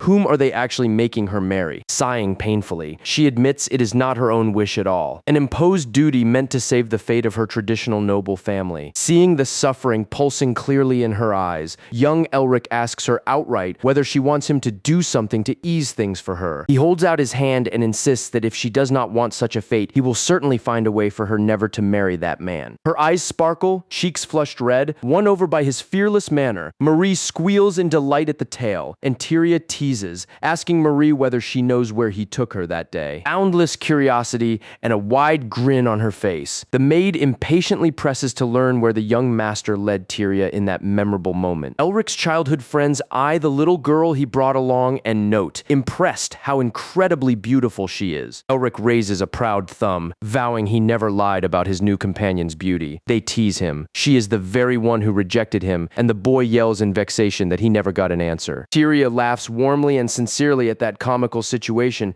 and young Elric blushes even harder from shame and irritation. Elric protests that the whole plan was luring her into their squad as a medic, asking if they have ever seen a doctor that beautiful. Both friends shake their heads in unison, nothing like that before. Elric solemnly proclaims the start of their daily patrol with the new reinforcement, and commands everyone forward amid his friends' delighted cheers. A little later, the two find themselves alone in a quiet, sunlit clearing, and the moment grows calmer, friendlier. Elric explains the local military rules to her. A soldier stays in the army until official discharge. Now that she is officially the medic of his patrol, she no longer must be forced to marry anyone. Yet he blushes all shy, and trembling as he holds back his excitement, asks whether she will give her final answer to his proposal of marriage if he manages to become a royal knight. Marie squeals again in excitement, noting the young master surely would not give up on that girl. Tyria nods, laughing, saying his friends hurried back so fast she never gave him a proper answer. She goes on. Afterward, they spent the rest of the day playing and running freely across the sunny hills and fields of that land. In their innocent play, the boys pointed at a lively, totally harmless squirrel and shouted out that the demonic beast was supposedly about to attack their village. All four roared with laughter, chasing the tiny frightened creature in circles, rejoicing in their made-up hunt. Thanks to Elric, Tyria says she first understood how joyful one day of simple play can be. Elric pointed his finger pompously at the big rural building and declared to his new medic that this was the secret hideout of their team of 4. She gazed in wonder at the wooden hut, the first such rustic house in her life. The boy asked if she liked it, promising to build a magnificent training ground right there once he became a royal knight. His two friends yelled that they would enter the hut first and raced ahead, leaving the young couple a bit behind to talk for one more moment. For a moment, Elric stayed alone to pull something out of his clothes. He held out to her a small rustic pouch on a string as a gift. Gently, he placed the little pouch on Tyria's gloved palm. She took it with surprise and lively curiosity. Blushing deep red, the young noble girl eyed the tiny bundle and asked what was so special. A good medic must know healing plants, Elric explained, and offered her to plant those seeds soon after. Marie excitedly raised her finger and pieced the clues together, asking whether it was exactly what lay in that little pouch that she planted in the garden. Tyria smiled with closed eyes and confirmed. Those lovely flowers blooming in the secret garden grew from the very seeds he gave her. Marie bounced around loudly with delight yet again, marveling that young Master Elric was truly a hopelessly romantic boy in childhood. But suddenly, their sweet gossiping talk was cut short by a clear sound of polite knocking on the wooden bedroom door. Rhonda knocked and asked whether Marie was there, remarking she had been away far too long. Barging in irritated, she started scolding Marie for never bringing tea for Tyria. But with a guilty smile, Tyria takes the blame on herself, saying it was she who kept Marie talking. Rhonda gently reminds her that her mission mistress also needs rest on the doctor's orders and asks her to lie down immediately. Slightly embarrassed, Tyria obeys, pulls the blanket over her face and falls asleep. Rhonda bows politely and wishes her mistress good night. Night settles over the huge mansion and everything around sinks into silence. Tyria sleeps peacefully in the soft bed after an exhausting day that left fatigue behind. In her dream, she wanders back into childhood and stands before their old hideout. Inside, the children lie on the hut's wooden floor, resting after so many games. Little Tyria's cheeks flare crimson as she watches the boy sleeping beside her. She gently strokes Elric's hair with her palm, quietly thanking him for that wonderful day they spent together. Gazing hard at him, she feels one thing alone in her heart. She truly wants to become his wife. Then the girl gently kisses Elric on the cheek and promises she will become his wife. Morning descends on the estate as sunbeams begin slicing the sky's magnificent blue. Tyria wakes, stretches in bed, and blushes a little. The dream she saw still floats in her memory. She rises and strides firmly to the door. The day must begin. The moment Tyria opens the door, it catches her off guard. She nearly bumps into Elric standing right in front of her. The boy instantly turns bright red, greeting her awkwardly to wish her good morning. Shifting uneasily, he asks whether she would like to join him for the morning tea ceremony. Tyria answers she will gladly accept the invitation,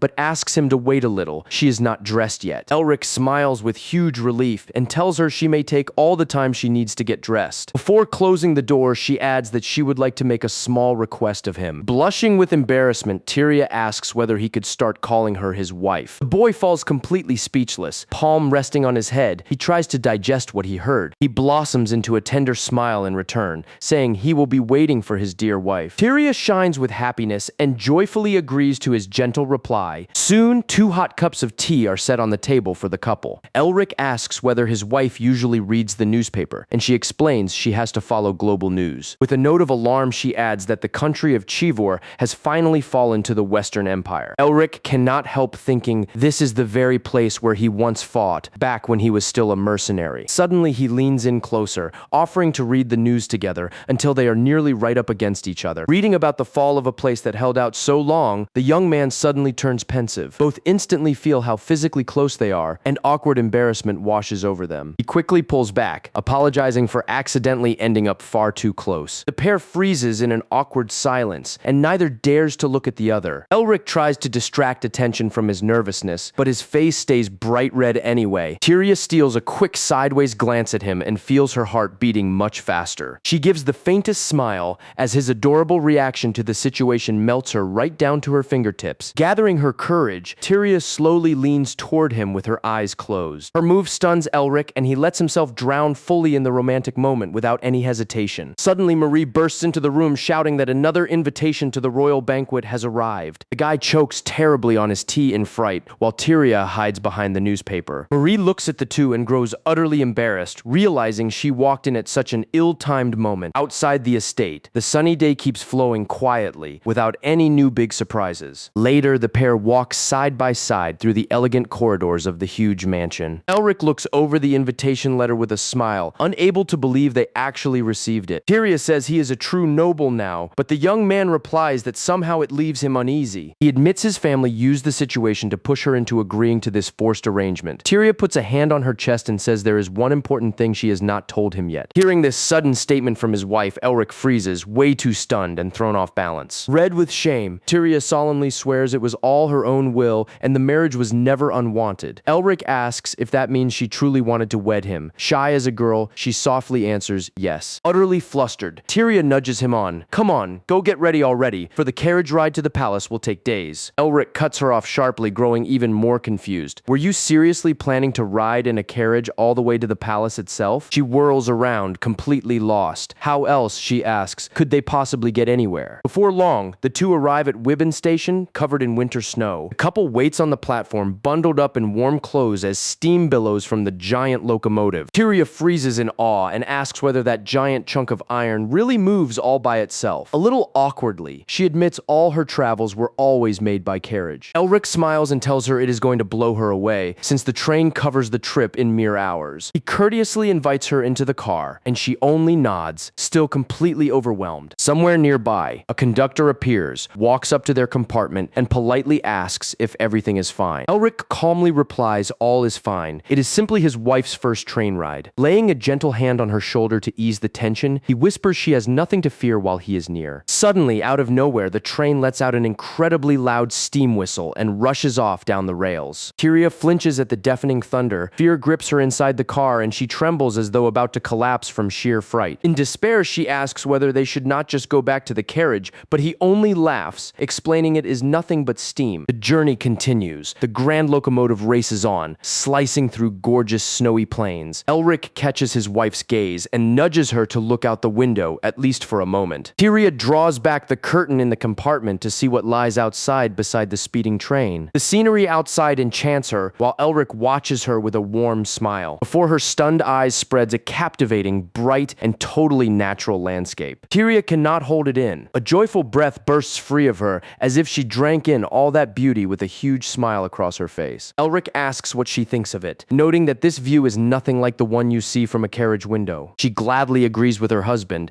and thanks him for letting her see something incredible. Suddenly, the conductor's voice catches Elric's attention once again, right outside the door. The man asks whether he is Elric Portman and holds out a small box sent from first class, handing it to him. Inside, on velvet, gleams a golden bullet. Elric recognizes it instantly. This is the very bullet that hit his knee. The enemy is aboard the train. Elric examines the metal and sees an engraved number, 103. So this is a cabin number. He decides to end all this quickly and quietly so that his wife never ends up trapped in that danger. He politely asks her to wait a moment in the car, and she agrees without a hint of suspicion. Elric strides along the train corridor, a focused, stern grimace on his face. He soon finds the doors of VIP cabin number 103, the very ones the golden bullet pointed to. The young man takes a deep breath, braces himself for the worst, then places his hand on the door handle. In one sharp, confident motion, he twists the golden handle, ready to burst into the room. And inside the cabin, he immediately runs into Edward White and his secretary Agnes, who are already waiting for him. Edward greets the young man, saying a fair amount of time has passed since their last meeting. With a provocative smile, he asks if he should now be addressed by his new noble title. Wasting no time on idle chatter, Elric swiftly draws his keen blade. In a violent lunge forward, he lashes out with his whole body, a killing strike aimed straight at Edward's neck. Yet Agnes reacts instantly, bringing her weapon up right at the intruder. His eyes flare red, and Elric manages to parry and knock her pistol's aim off target. Agnes tries to answer with a strike of her own, but Elric presses the knife right against her throat. The bodyguard does not yield. She gets set to draw yet another weapon hidden in her clothes. They stay locked onto each other in an extremely tense and dangerous fighting stance where any move could turn fatal. Elric focuses everything on pinning the woman to the ground,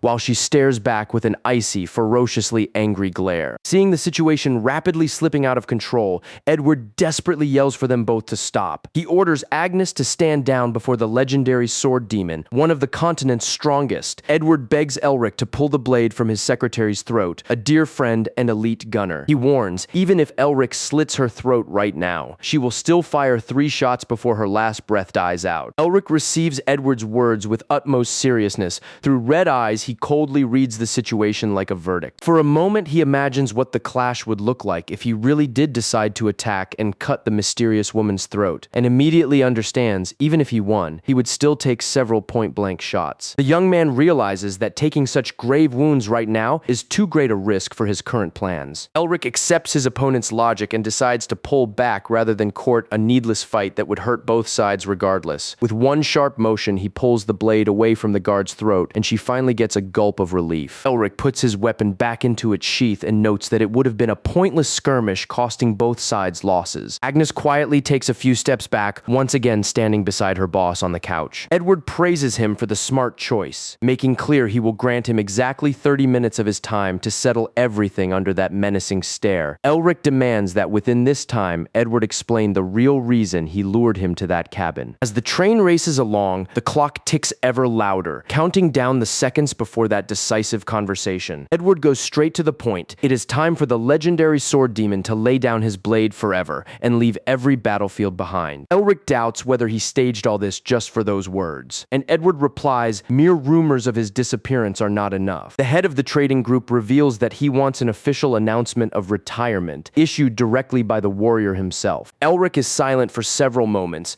a stone, unmovable expression while he digests what he just heard. He replies that making a public announcement would be extremely difficult over his life. He has made enemies beyond counting. He adds that revealing his whereabouts is an unnecessary unnecessary risk, so Edward starts looking for another way out. The entrepreneur rises from the couch with a rumble, sparks practically flying in his eyes. He proposes signing an official mercenary contract between the two parties. Finding not a shred of interest in this crazy idea, Elric refuses on the spot, sharply, point blank. Edward exhales in annoyance through his teeth, leans back against the couch, and sits down again, stunned by such a swift and mercilessly blunt refusal. He shifts his posture and, keeping perfect composure, asks him point blank, what exactly did that warrior of the past mean by the Western Front he so feared? Edward explains, for him war is simply an enormous, hugely profitable business, since the entire continent owes his group money. He smiles coldly, explaining that the course of the battles directly determines the movement and flow of his colossal fortune. The young Lord Portman keeps a neutral expression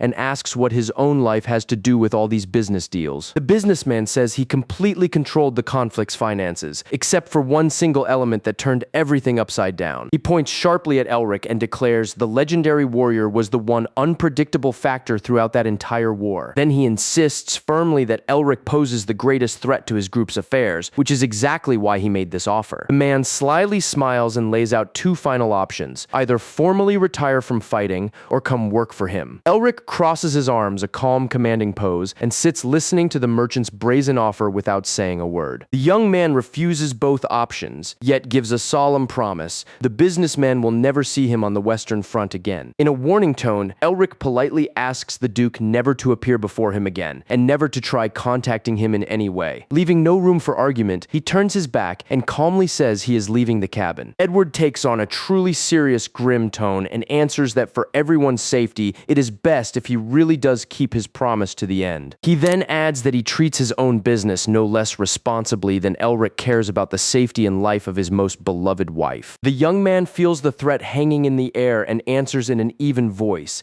He will make sure the Duke's warning is carved into his mind forever. He walks away with heavy steps, while Edward says that perhaps it is best if neither of them ever has to pay a terrible price for a mistake somewhere in the future. Elric slams the cabin door with colossal force as he walks out, and his utter disgust at this whole conversation becomes crystal clear. The moment the young man steps outside, Edward instantly drops his brute pose. Cold sweat breaks out from sheer terror, and he tugs at his secretary, calling her over. With a comically desperate face, the Duke, shyly averting his eyes, tries to ask whether she happened to bring along any spare underwear. Meanwhile, elsewhere on the continent, beneath a beautiful reddish glowing sunset, a magnificent estate of the influential Nimrud family comes into view. A pair of hands in formal white gloves politely knocks on the carved wooden door of one of the rooms. The senior butler calls out the young master Amon, and from inside comes an overly hurried reply asking him to wait. The young blonde, barely more than a boy, cracks the door open a few slits, wearing only a silk robe, cheeks burning, lips curled into a disgusting self-satisfied smirk. Calmly, without excess emotion, the elderly servant explains he has just returned,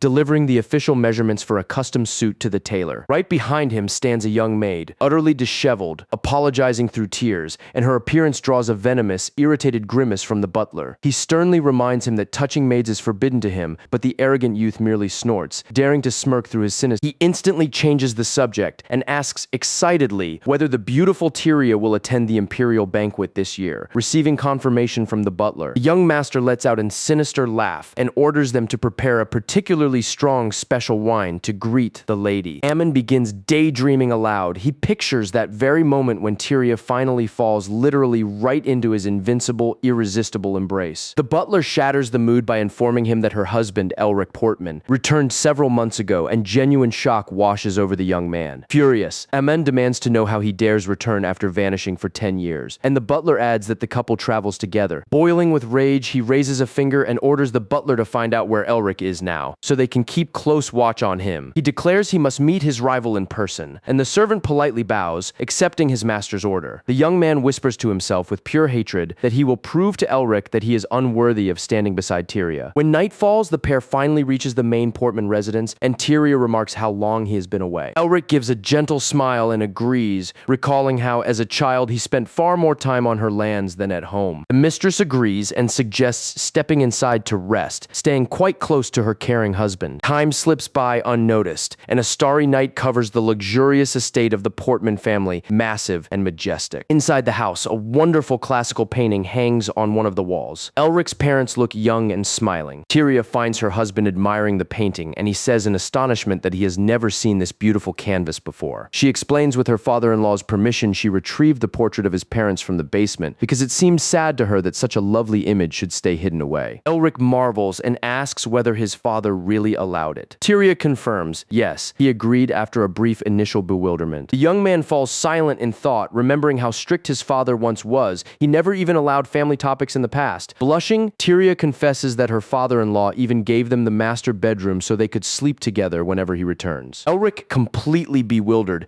grabs his face with his hand and apologizes from the bottom of his heart for a parental comment that should never have appeared at all. He tries to steer the conversation away as quickly as possible, saying it is already late, so his wife should go rest in her room. With an awkward smile, the young man assures her there is no need to worry. He will spend the night in his old bachelor room. Tyria gives a barely noticeable disappointed sigh, accepting his decision with a look as if her whole mood had sunk. She is sad that she must sleep alone. She wishes him good night without any enthusiasm at all, slowly walking down the hallway, and as she goes, Elric watches her back with a puzzled gaze. Having just settled into her enormous bed alcove, the young woman plops onto the mattress and theatrically laments her beloved husband's overly shy nature.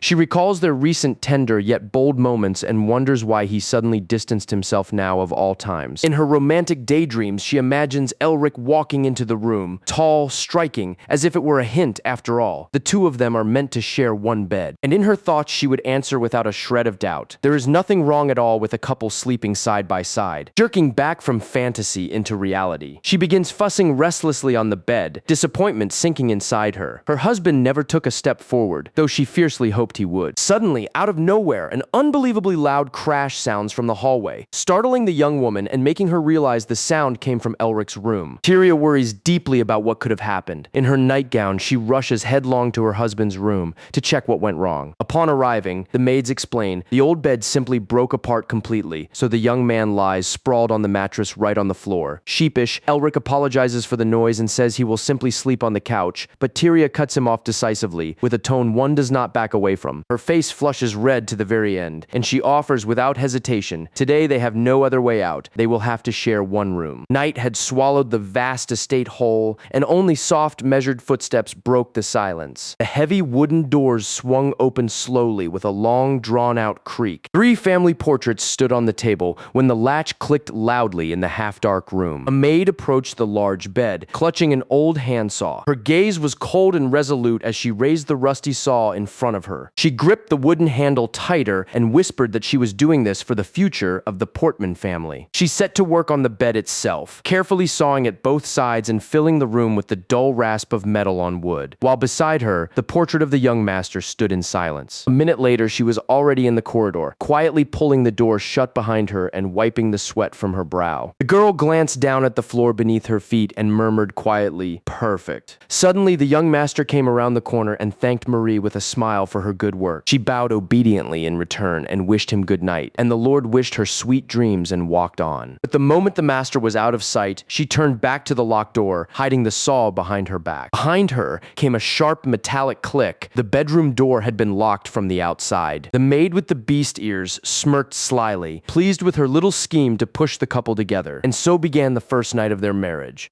They found themselves in one bed, lying side by side under a heavy blanket, afraid to move and break the fragile silence. The man beside her could not sleep either, wondering helplessly what he was supposed to do now. Tyria stole a glance at her husband, her heart hammering with panic. She had no idea what she was supposed to do. She squeezed her eyes shut and held her breath, afraid she would lose her mind from being so close, until only her racing heartbeat filled the silence. He quietly called out to his wife, asking whether she was already asleep. Tyria's head began to spin. The exhaustion she had piled up finally won, and Tyria dropped into a deep sleep in an instant. Her husband turned carefully toward her and smiled softly at her calm, sweet face. He slowly reached out and gently stroked her golden hair. He stroked her hair tenderly, marveling at just how exhausted she was. The girl only whimpered softly in her sleep. Suddenly, she pressed herself against him, and the shock made the young man hold his breath. A strangled gasp escaped his lips at the unexpected touch. "My lady, please open your eyes," he whispered whispered, barely audible, fighting to keep control. But the girl only pressed harder against his chest. She was lost in a sweet dream where she joyfully embraced her beloved lord. Hot sweat ran down his face as he gulped desperately for air. He fought to smother his desire, imagining the humiliation waiting for him in the morning if she woke up now. He could already picture her in tears, accusing him of betrayal while he floundered, blaming a natural reaction. "I have to hold back," the young man ordered himself silently, squeezing his eyes shut. Then Tyria mumbled in her sleep,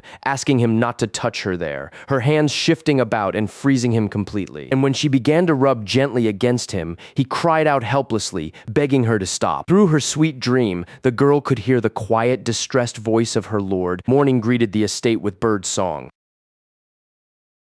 Golden eyes flew open as realization struck. The girl sat bolt upright and yelped when she found her hand resting on her sleeping master's chest. Her cheeks flared crimson at once, and her mind spun with the question of how she had ended up in his arms. Her gaze slid over his untroubled face, and she decided he must have simply pulled her close in his sleep. Cunning beat out shame, and with a smile she nestled back against his chest, deciding to enjoy the moment a little longer. Then a shriek tore the silence apart. The dawn rooster was crowing across the whole countryside. The master jolted upright in bed, breathing hard in his confusion. He stared blankly at the girl still nestled beside him and called her name softly. Red-faced, the young man scrambled out of bed, silently thankful he had come to his senses in time. The girl only burrowed deeper into the blanket, still lost in her sweet dreams. He slipped quietly out of the room, pulling the massive wooden doors shut behind him. The doors closed with a soft click, leaving the girl alone with her thoughts. She burned with shame and frustration. She had wanted to wake in his arms, and that merciless rooster had ruined everything. A loud crowing ripped through the morning quiet of the palace. The girl shot up in bed, furious, promising herself she would finish off that cursed bird. Before long, a magnificent roast chicken appeared on the table, golden-skinned and garnished with a sprig of rosemary. The master stared at the dish, stunned, trying to work out the reason for such an unusual breakfast. With a tender smile, the lady explained that she had noticed how tired he looked and had decided to restore his strength herself. Laughing, she asked whether he had already chosen the cut of his formal coat. He smiled awkwardly and admitted he knew nothing of noble etiquette, so he would discuss it with the headmaid. The girl agreed without argument. Meanwhile, a clear blue sky stretched over the grand kingdom of Ferdin. A guard stood beside a stone lion statue, watching carriages roll slowly across the bridge toward the capital gates. A heavy carriage came to a stop on the cobblestones with a loud creak. The maid Rhonda decided to escort the Lord and Lady Tyria to the atelier herself, and sent Marie and the butler to find a bed at the furniture shop. Cheerful Marie snapped off a salute and shouted her agreement. Rhonda bowed respectfully and led the Lord and Lady Tyria to the fashionable atelier. Watching Rhonda's diligence, the Lord smiled warmly. Soon they arrived, and the signboard of Madame Selina's atelier rose before them. Rhonda pushed the door open and politely called for the mistress of the shop. A curvy blonde in a violet dress came bounding out with a loud, ringing laugh, genuinely delighted to see Rhonda. The seamstress crushed the maid in a hug and immediately asked whether they had come for a new formal coat this year. Lady Tyria smiled kindly and said no, explaining that today they had come on quite a different matter. The seamstress flushed with embarrassment and hurriedly apologized for not greeting her guest properly. The woman dipped into a respectful curtsy, and Tyria replied warmly that she was glad to see Madame Selina. At last, Tyria gestured to the Lord and announced that they had come to have a new formal coat made for her master. Elric smiled warmly and greeted the madam politely, giving his real name, Elric Portman. At that name, Madame Selina nearly jumped, her face twisting in raw shock. She snatched up the hem of her dress and sank into a deep bow,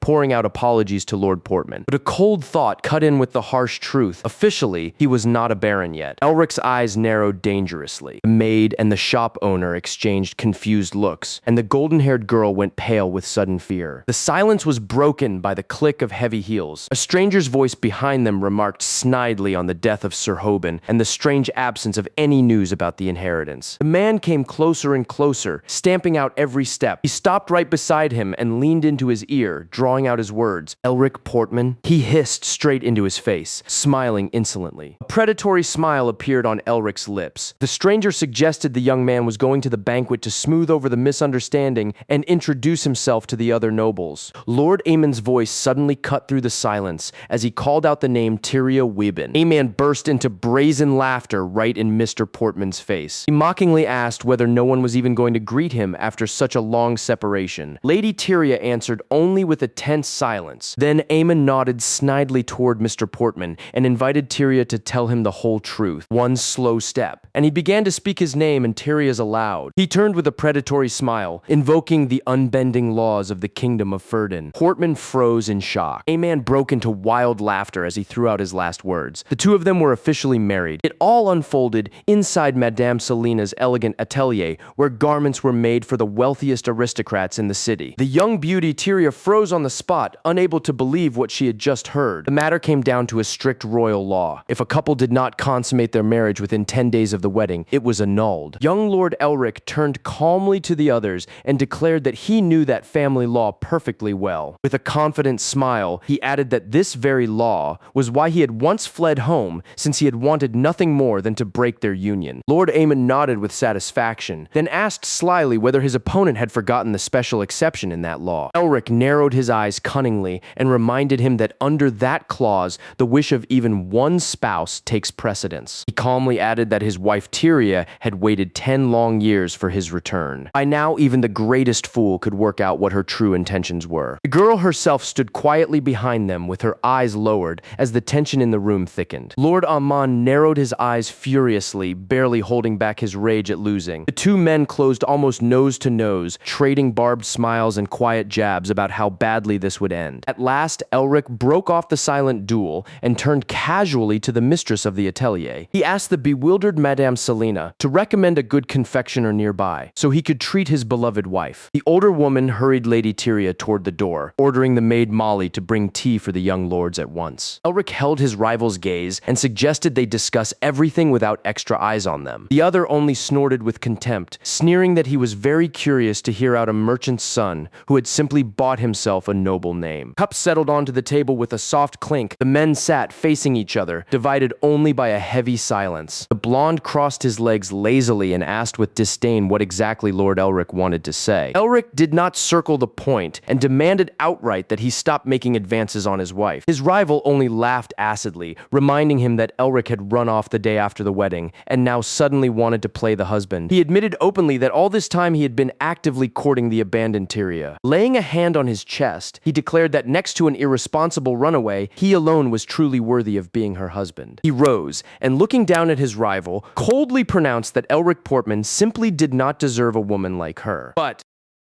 with a theatrical sweep of his hands, he suddenly announced that since the two of them were so madly in love, he would simply step aside. The blonde raised one finger loftily as he laid out his single condition. The dark-haired man only narrowed his eyes in surprise. The scoundrel demanded that the girl be handed over to him for just one night. He stuck out his tongue obscenely and pressed a finger to his lips, savoring his own impunity. The guest's insolence finally pushed the master over the edge. A powerful kick shattered the table along with the tea set. The blonde recoiled in fright, not expecting such an outburst of rage. A heavy fist met his jaw in an instant, bone crunched dully, and the insolent man was knocked off his feet. The blonde's body slammed into the floor with a crash, blood pouring from his broken face. The maids in the corridor flinched at the terrible crash from inside the room. The master threw off his jacket, never taking his murderous stare off his enemy. He clamped iron fingers around the man's throat and pinned him down while he choked on blood and tried to threaten him with his rank. The master roared into his face that he did not care in the slightest who he was. Aemon shrieked in terror at the sudden assault. The senior maid in glasses cried out in panic, begging her master to stop. But it was too late. Another blow drove the man's face into the floor, knocking the breath out of him along with the blood. Aemon's eyes went round with wild animal fear, and a bead of cold sweat rolled slowly down his cheek. Kneeling over the fallen nobleman, the furious young man ground out that he could endure any insult aimed at himself or at his birth. But for a single crooked word about Tyria, he promised Amon the most agonizing death imaginable. His eyes blazed with blood-red fire radiating pure bloodlust. Bleeding onto the shattered parquet, the breathless Amon began to beg pitifully for mercy. Meanwhile, the city was calm as the refined butler stepped into the furniture shop with the cheerful maid Marie. The mustached owner rushed over to his guests,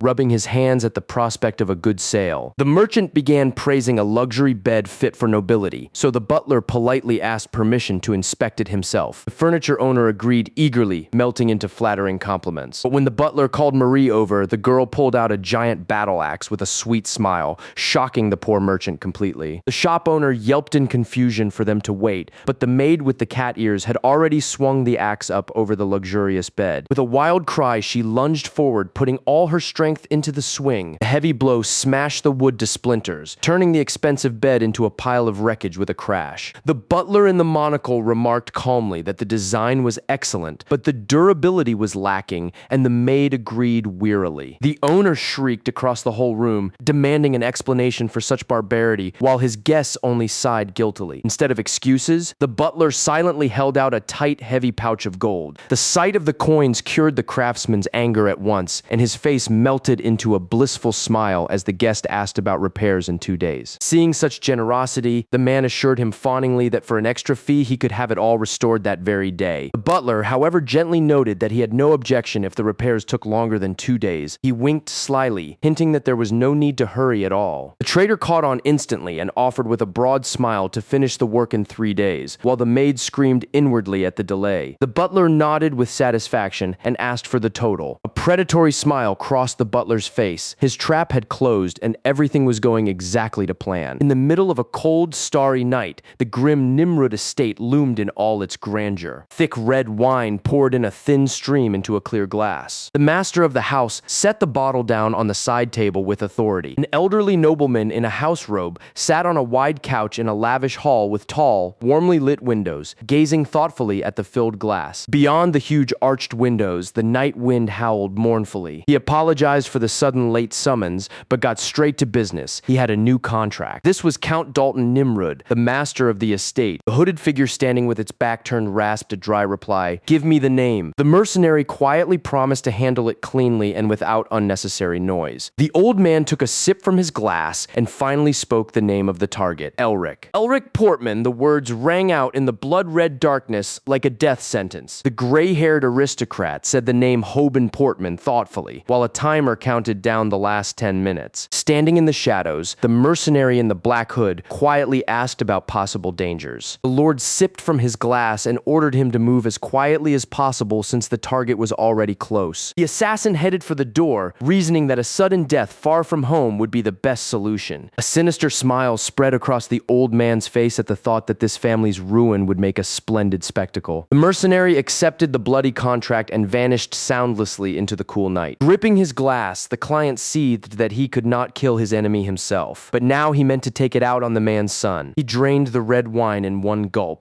The empty glass came down on the table with a bang. And so began the story called My Wife Waited in the Wheat Fields. Night silence wrapped around the Portman estate. An oppressive hush hung over the huge dining table, broken only by the faint chime of silverware. The girl chewed calmly, showing no emotion at all. Elric only stole frightened glances at her, swallowing nervously from the tension. Spotting the deep scratches on the lord's hand, the lady asked in alarm where he had managed to hurt himself. The lord flinched and instantly pulled on a fake smile, frantically inventing an excuse. He began spinning a tale about an enormous, persistent fly circling the atelier. He insisted he had scratched himself by accident while trying to catch the pest with his bare hands. The lady heard him out with a completely stony face, and her skeptical look left him squirming. He held his breath, waiting for the verdict. Meanwhile, a smashed bed was waiting for them in the bedroom, fresh wooden splinters scattered all around it. The master clutched his head theatrically and complained that the new bed still had not been delivered. The maids played along at once, whining about a termite invasion that had devoured every usable bed in the house. Pulling an innocent face, the lord turned to the lady and asked whether he could stay with her one more night. The lady flushed deep red at once and whispered shyly that she did not mind. His face brightened. He squeezed her delicate hand gently and led her into the room. The heavy doors clicked shut, leaving the delighted maid standing guard in the corridor. The maid in glasses narrowed her eyes slyly. Their joint scheme had worked beautifully. A squabble broke out in the corridor as the little maid with the cat ears tried desperately to fend off her senior colleague. Later in the bedroom, the lord and his wife lay under one blanket, divided by a wall of silence. The girl could not bear the tension and quietly asked her husband about what Aman had said at the tailor's shop. The lord suddenly turned and sincerely apologized to her, leaving his wife frozen in surprise. He confessed bitterly that he felt guilty for the years of her suffering and Aman's abuse. His eyes were full of deep regret. She stared at her husband, stunned, unable to believe her ears. He quietly apologized once more.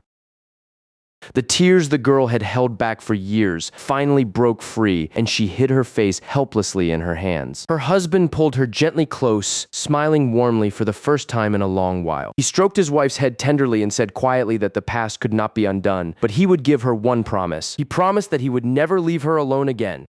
She clung desperately to his shirt while he smiled happily, rocking her in his arms. He quietly asked her to dry her tears, while above the estate a starry sky spread wide. On a snow-covered street, the sign of an ordinary ice cream shop glowed dimly, but behind that innocent front hid the secret lair of the Moonshadow Assassin's Ferdin branch. Danal, the head of the local branch, sternly ordered everyone present to shut up and listen. He announced that a new contract had just come in from Count Dalton. A black-haired subordinate asked in surprise why they needed a new job when the main operation was about to begin. Danal calmed him and explained that their target was a helpless border aristocrat named Elric Portman, who would be removed quickly and quietly. If they succeeded, they would earn a fortune and could finally settle down to a quiet life. Yet he only sighed heavily and leaned over the table, sinking into grim thoughts. His face twisted with sudden rage as he remembered the hated Kasha, the reason they had been demoted and exiled to the east. But the black-haired young man smiled and reminded him that Kasha's reach did not extend this far, making it their perfect chance to prove themselves. The red-haired youth smiled nervously and agreed. If they pulled it off, the whole province of Ferdin would become a battlefield where they could announce their strength loudly. Danal bared his teeth predatorily, anticipating a swift triumph. A heavy fist crashed down onto the wooden table. Danal, the branch leader, threw his fist into the air and urged his fighters to show the Moonshadow leadership their true strength. One of the fighters asked how exactly they would deal with the aristocrat Elric. The leader smiled slyly and assured them he already had a plan. The screen slid aside to reveal a row of lavish ball gowns. The Portmans were looking for stylists, so the gang decided to pose as them and slip into the banquet of the kingdom of Ferdin. The leader bared his teeth treacherously and promised that this worthless aristocrat would never even reach the celebration. He ordered everyone to bed at once, since they would have to slip into the Portman estate at dawn. That night, a joint battle cry to the glory of Moonshadow rang out from the windows of the little ice cream shop. The next day, a girl with long fair hair stopped before the wrought iron gates of the Grand Portman estate. Colored skirts rustled along the stone path, and a green hem with a white lace flounce slid over the cobbles behind them. The gray-haired butler opened the door warmly and invited the stylist inside. Meanwhile, in his chambers, Elric grumbled irritably about having to dress up while the maid insistently pushed him out of the room. The maid loomed over Elric, scolding him angrily for yesterday's scandal. The Portman house was now officially at war with Count Dalton's family. She shoved him in the back, saying the capital was already buzzing with rumors of how he had pounded Lord Aemon's face into dough. Elric slumped helplessly into a chair, while the girl gripped his shoulders and reminded him that every one of Dalton's allies now counted them as enemies. The lord closed his eyes and sighed heavily, suddenly admitting that he too regretted what he had done. But a moment later, his face darkened with rage as he hissed that he should not have merely beaten the scum, but burst his head open like a ripe watermelon, making the girl shriek in horror. The girl jabbed a stern finger at him, explaining that if he did not look flawless now, his enemies would look on him with even greater contempt. A sharp knock at the door cut the argument short. The maid told him to behave and not get in the guest's way. She opened the door and with a bow invited in 3 women in lavish gowns. Elric met the guests with an indifferent, piercing stare. The newcomer sank into a low bow, greeting the young lord.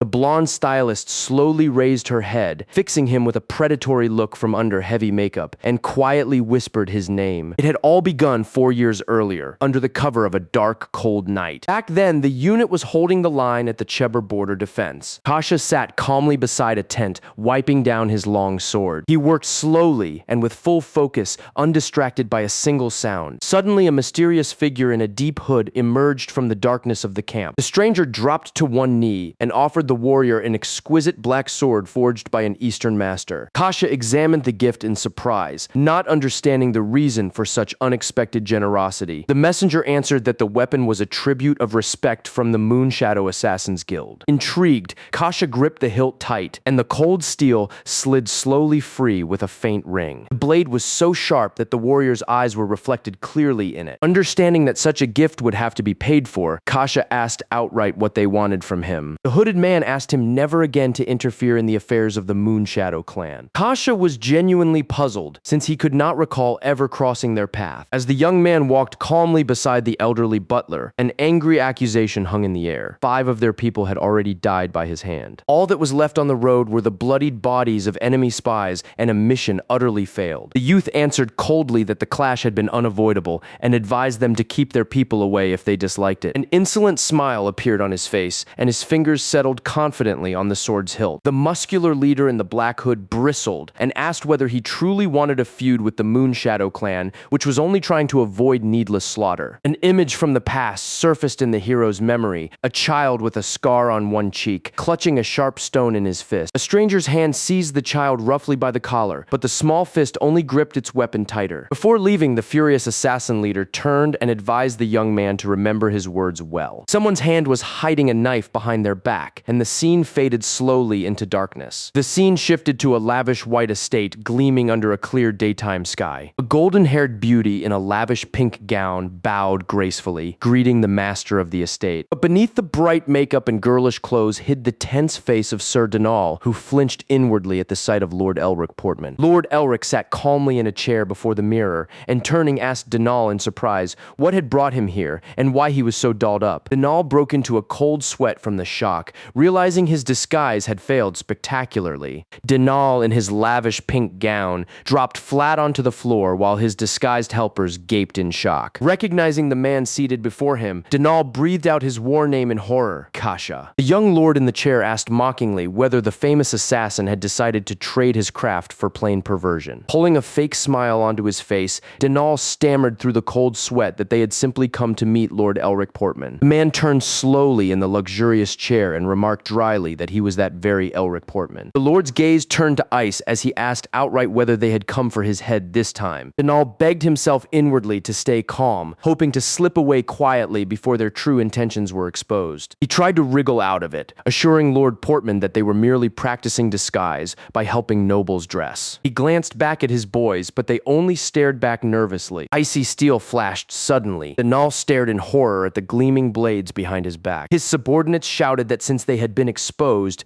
they would eliminate the target by the rules of combat. With a wild shriek, both assassins charged, weapons raised over their heads. Elric did not even move, and merely asked Denal indifferently whether maids these days often did their grooming with daggers in hand. The helpers, like small enraged spirits, shielded Denal with their bodies and told him to fall back, promising to deal with the enemy in an instant. The leader himself froze stiff, cold beads of sweat rolling down the back of his neck. Behind her, like terror made flesh, rose a gigantic dark figure with eerie glowing eyes whose aura froze the blood in the veins. Foolish children! Denal rasped through tears of despair, realizing his subordinates had no idea what kind of monster they were facing. Meanwhile, a grand banquet had begun in a lavish hall, where guests gathered unhurriedly to the soft sound of an orchestra. A festive mood filled the room as people in elegant attire carried on carefree small talk. From a high balcony, a man in a dark uniform watched the spectacle in silence. The mustached nobleman smiled confidently, pleased that his old enemy Elric had never shown up. But a mysterious old man in a deep hood appeared behind him and objected ominously. The man had not merely failed to come, he simply could not. The startled aristocrat turned and asked why the Moonshadow assassins had still not arrived and whether they were running late. Then he greeted the guest respectfully, recognizing the mighty regent in the newcomer. Before him stood the Grand Regent of the Western Empire himself, a man whose name struck fear into every enemy. An exquisite knight's sword gleamed on the table, resting on a silver shield bearing a family crest. The regent said only dryly that he had given his hired assassins one small errand. In a lavish palace corridor, a figure in a black cloak assured Count Dalton that the task would be carried out swiftly and without unnecessary noise. Walking on, Dalton glanced back uneasily, and the old man under the hood reminded him of his own obligations. The old man warned him harshly that if the plan failed, their arrangement was over. A predatory old face emerged from under the hood, its eyes glinting ominously in the dark. A quiet day over the country estate. 2 of Denal's henchmen lay face down in the middle of the room, still in their stylist's dresses. The hapless killer in the lavish pink gown sobbed on his knees, begging for mercy and calling the master Sir Kasha. The powerful, imposing man in the chair said coldly that his name was Elric, shocking the captive completely. He slowly spoke his real name, Elric Portman. Elric's stare cut to the bone. Deadly fear seized the prisoner, and he began began frantically begging Elric to hear his explanation. He whined that they had taken Count Dalton's contract only because they had not known the victim's real name. In tears, he swore they bore no hostility toward the master of the estate. Elric only looked at him in silence. Elric repeated the name Count Dalton Nimrud in his mind. He had sensed a threat, though he had not expected such open hostility. If this went on, everyone close to him would be in danger, so he seriously considered going there himself to settle the problem. Kneeling in the lavish pink gown, the captive Denal assured Elric that their real assignment was to remove the foreign envoys at tonight's banquet. Stunned, Elric asked again whether that had truly been Count Dalton's order. A heavy silence hung over the room. He genuinely could not understand why Dalton would attack diplomats on an official visit to Ferdin. Denal explained that by his information, the Mad Count wanted to spread the war from the western territories into the east as well. Fury flared in Elric's chest at the thought of what that mad old wretch had devised. If the war widened, Ferdin's enemies would surely aim their blow at Weben to break its ability to keep fighting. His fingers clenched tight with anger. Elric swore to himself that he would never let Tyria be put in danger, and that for her peace he would do anything. He called the prisoner by name, sternly. In a cold tone, Elric announced that he was arresting Denal and his men for attempted contract murder. They were now officially his prisoners, stripped of all freedom. At that moment, however, the young man laid out a condition. Elric promised him a full pardon if he agreed to help. Looking down at the kneeling captive, he asked again whether the man would really be of use to him. A heavy, tense silence fell. Denal bowed his head lower still and solemnly spoke his true name, swearing loyalty. Bowing to the very floor, he pledged his honor and his freedom to Lord Elric and promised to obey his every order. The young man accepted his oath with restraint. He then immediately demanded that every one of Count Dalton's secrets be revealed. His gaze turned predatory at once, and fury blazed in his red eyes. The sun lit the windows of the huge estate peacefully, while behind closed doors a coup was being prepared. Denal's two henchmen in stylists' dresses still sat on the floor, holding their heads and barely coming to. The ally in the lavish gown ran up to Elric and whispered that Dalton was keeping soldiers in the warehouse behind the banquet hall. The young man rubbed his palms together conspiratorially. Elric said dryly that he would deal with them himself. Elric surveyed the hall thoughtfully, along with the two dazed captives on the floor. He ordered his companion to return to Dalton at once and finish him. The night grass rustled quietly as Elric made his way through the dark toward the old warehouse. The door opened with a long, rusty creak. Inside, the soldiers were laughing, and their hooded leader smiled predatorily at the unwelcome guest. From the doorway, the guest calmly announced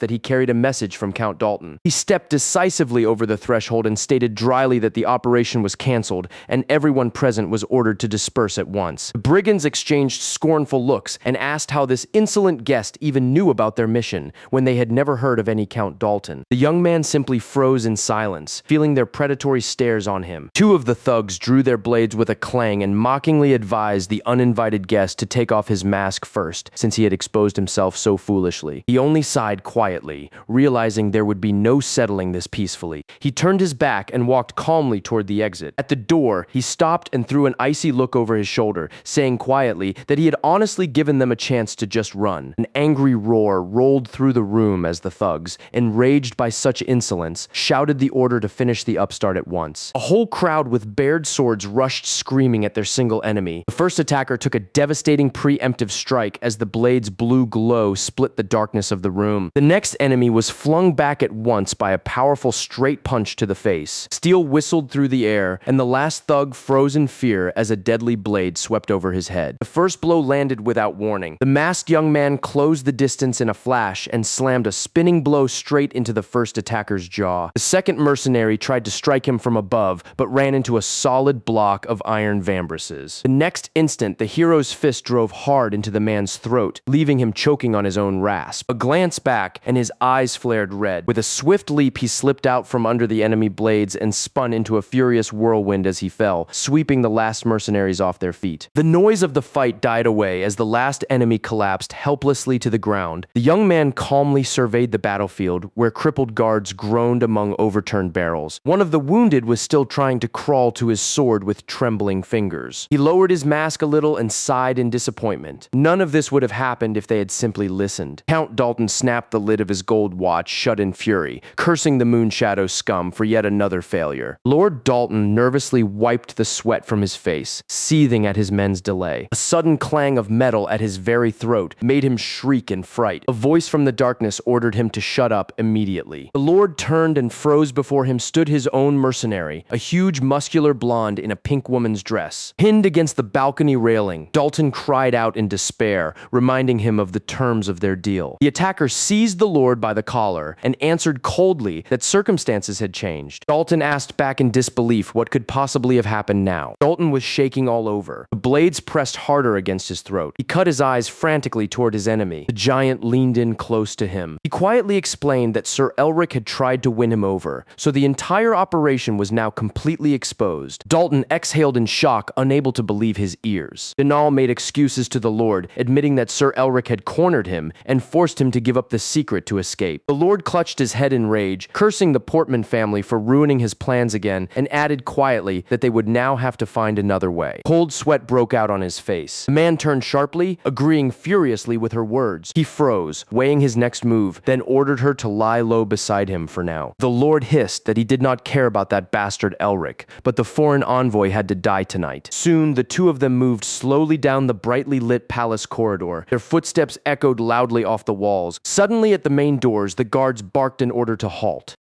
The young man in the frock coat flinched in surprise. A guard's white glove barred his way, demanding he identify himself. Standing before the palace guards was Elric Portman, son of Baron Hoban Portman of the Kingdom of Ferdon. He demanded to see the foreign envoy at once, but the guards answered rudely that without a formal request to the Duke, no one would be let through. The envoy's title sobered him instantly. If a person of such rank were killed here, war between the states would be unavoidable. Understanding the deadly danger, Elric tried to convince the guards that the matter was urgent, and there was no time for bureaucracy. But the guards repeated impassively that without the proper procedure, he would not be let inside. A guard raised his white-gloved hand firmly, calling on him to stop. In answer, Elric clenched a fist, crackling with battle magic, ready to force his way through the guards. But a sharp shout behind him made him spin around at once. Deep in the hall sat a white-haired young man who burst out laughing with delight at recognizing the visitor. Elric froze in astonishment. Graham was sitting before him in a wheelchair. As he struggled to grasp that his old friend was the all-important envoy,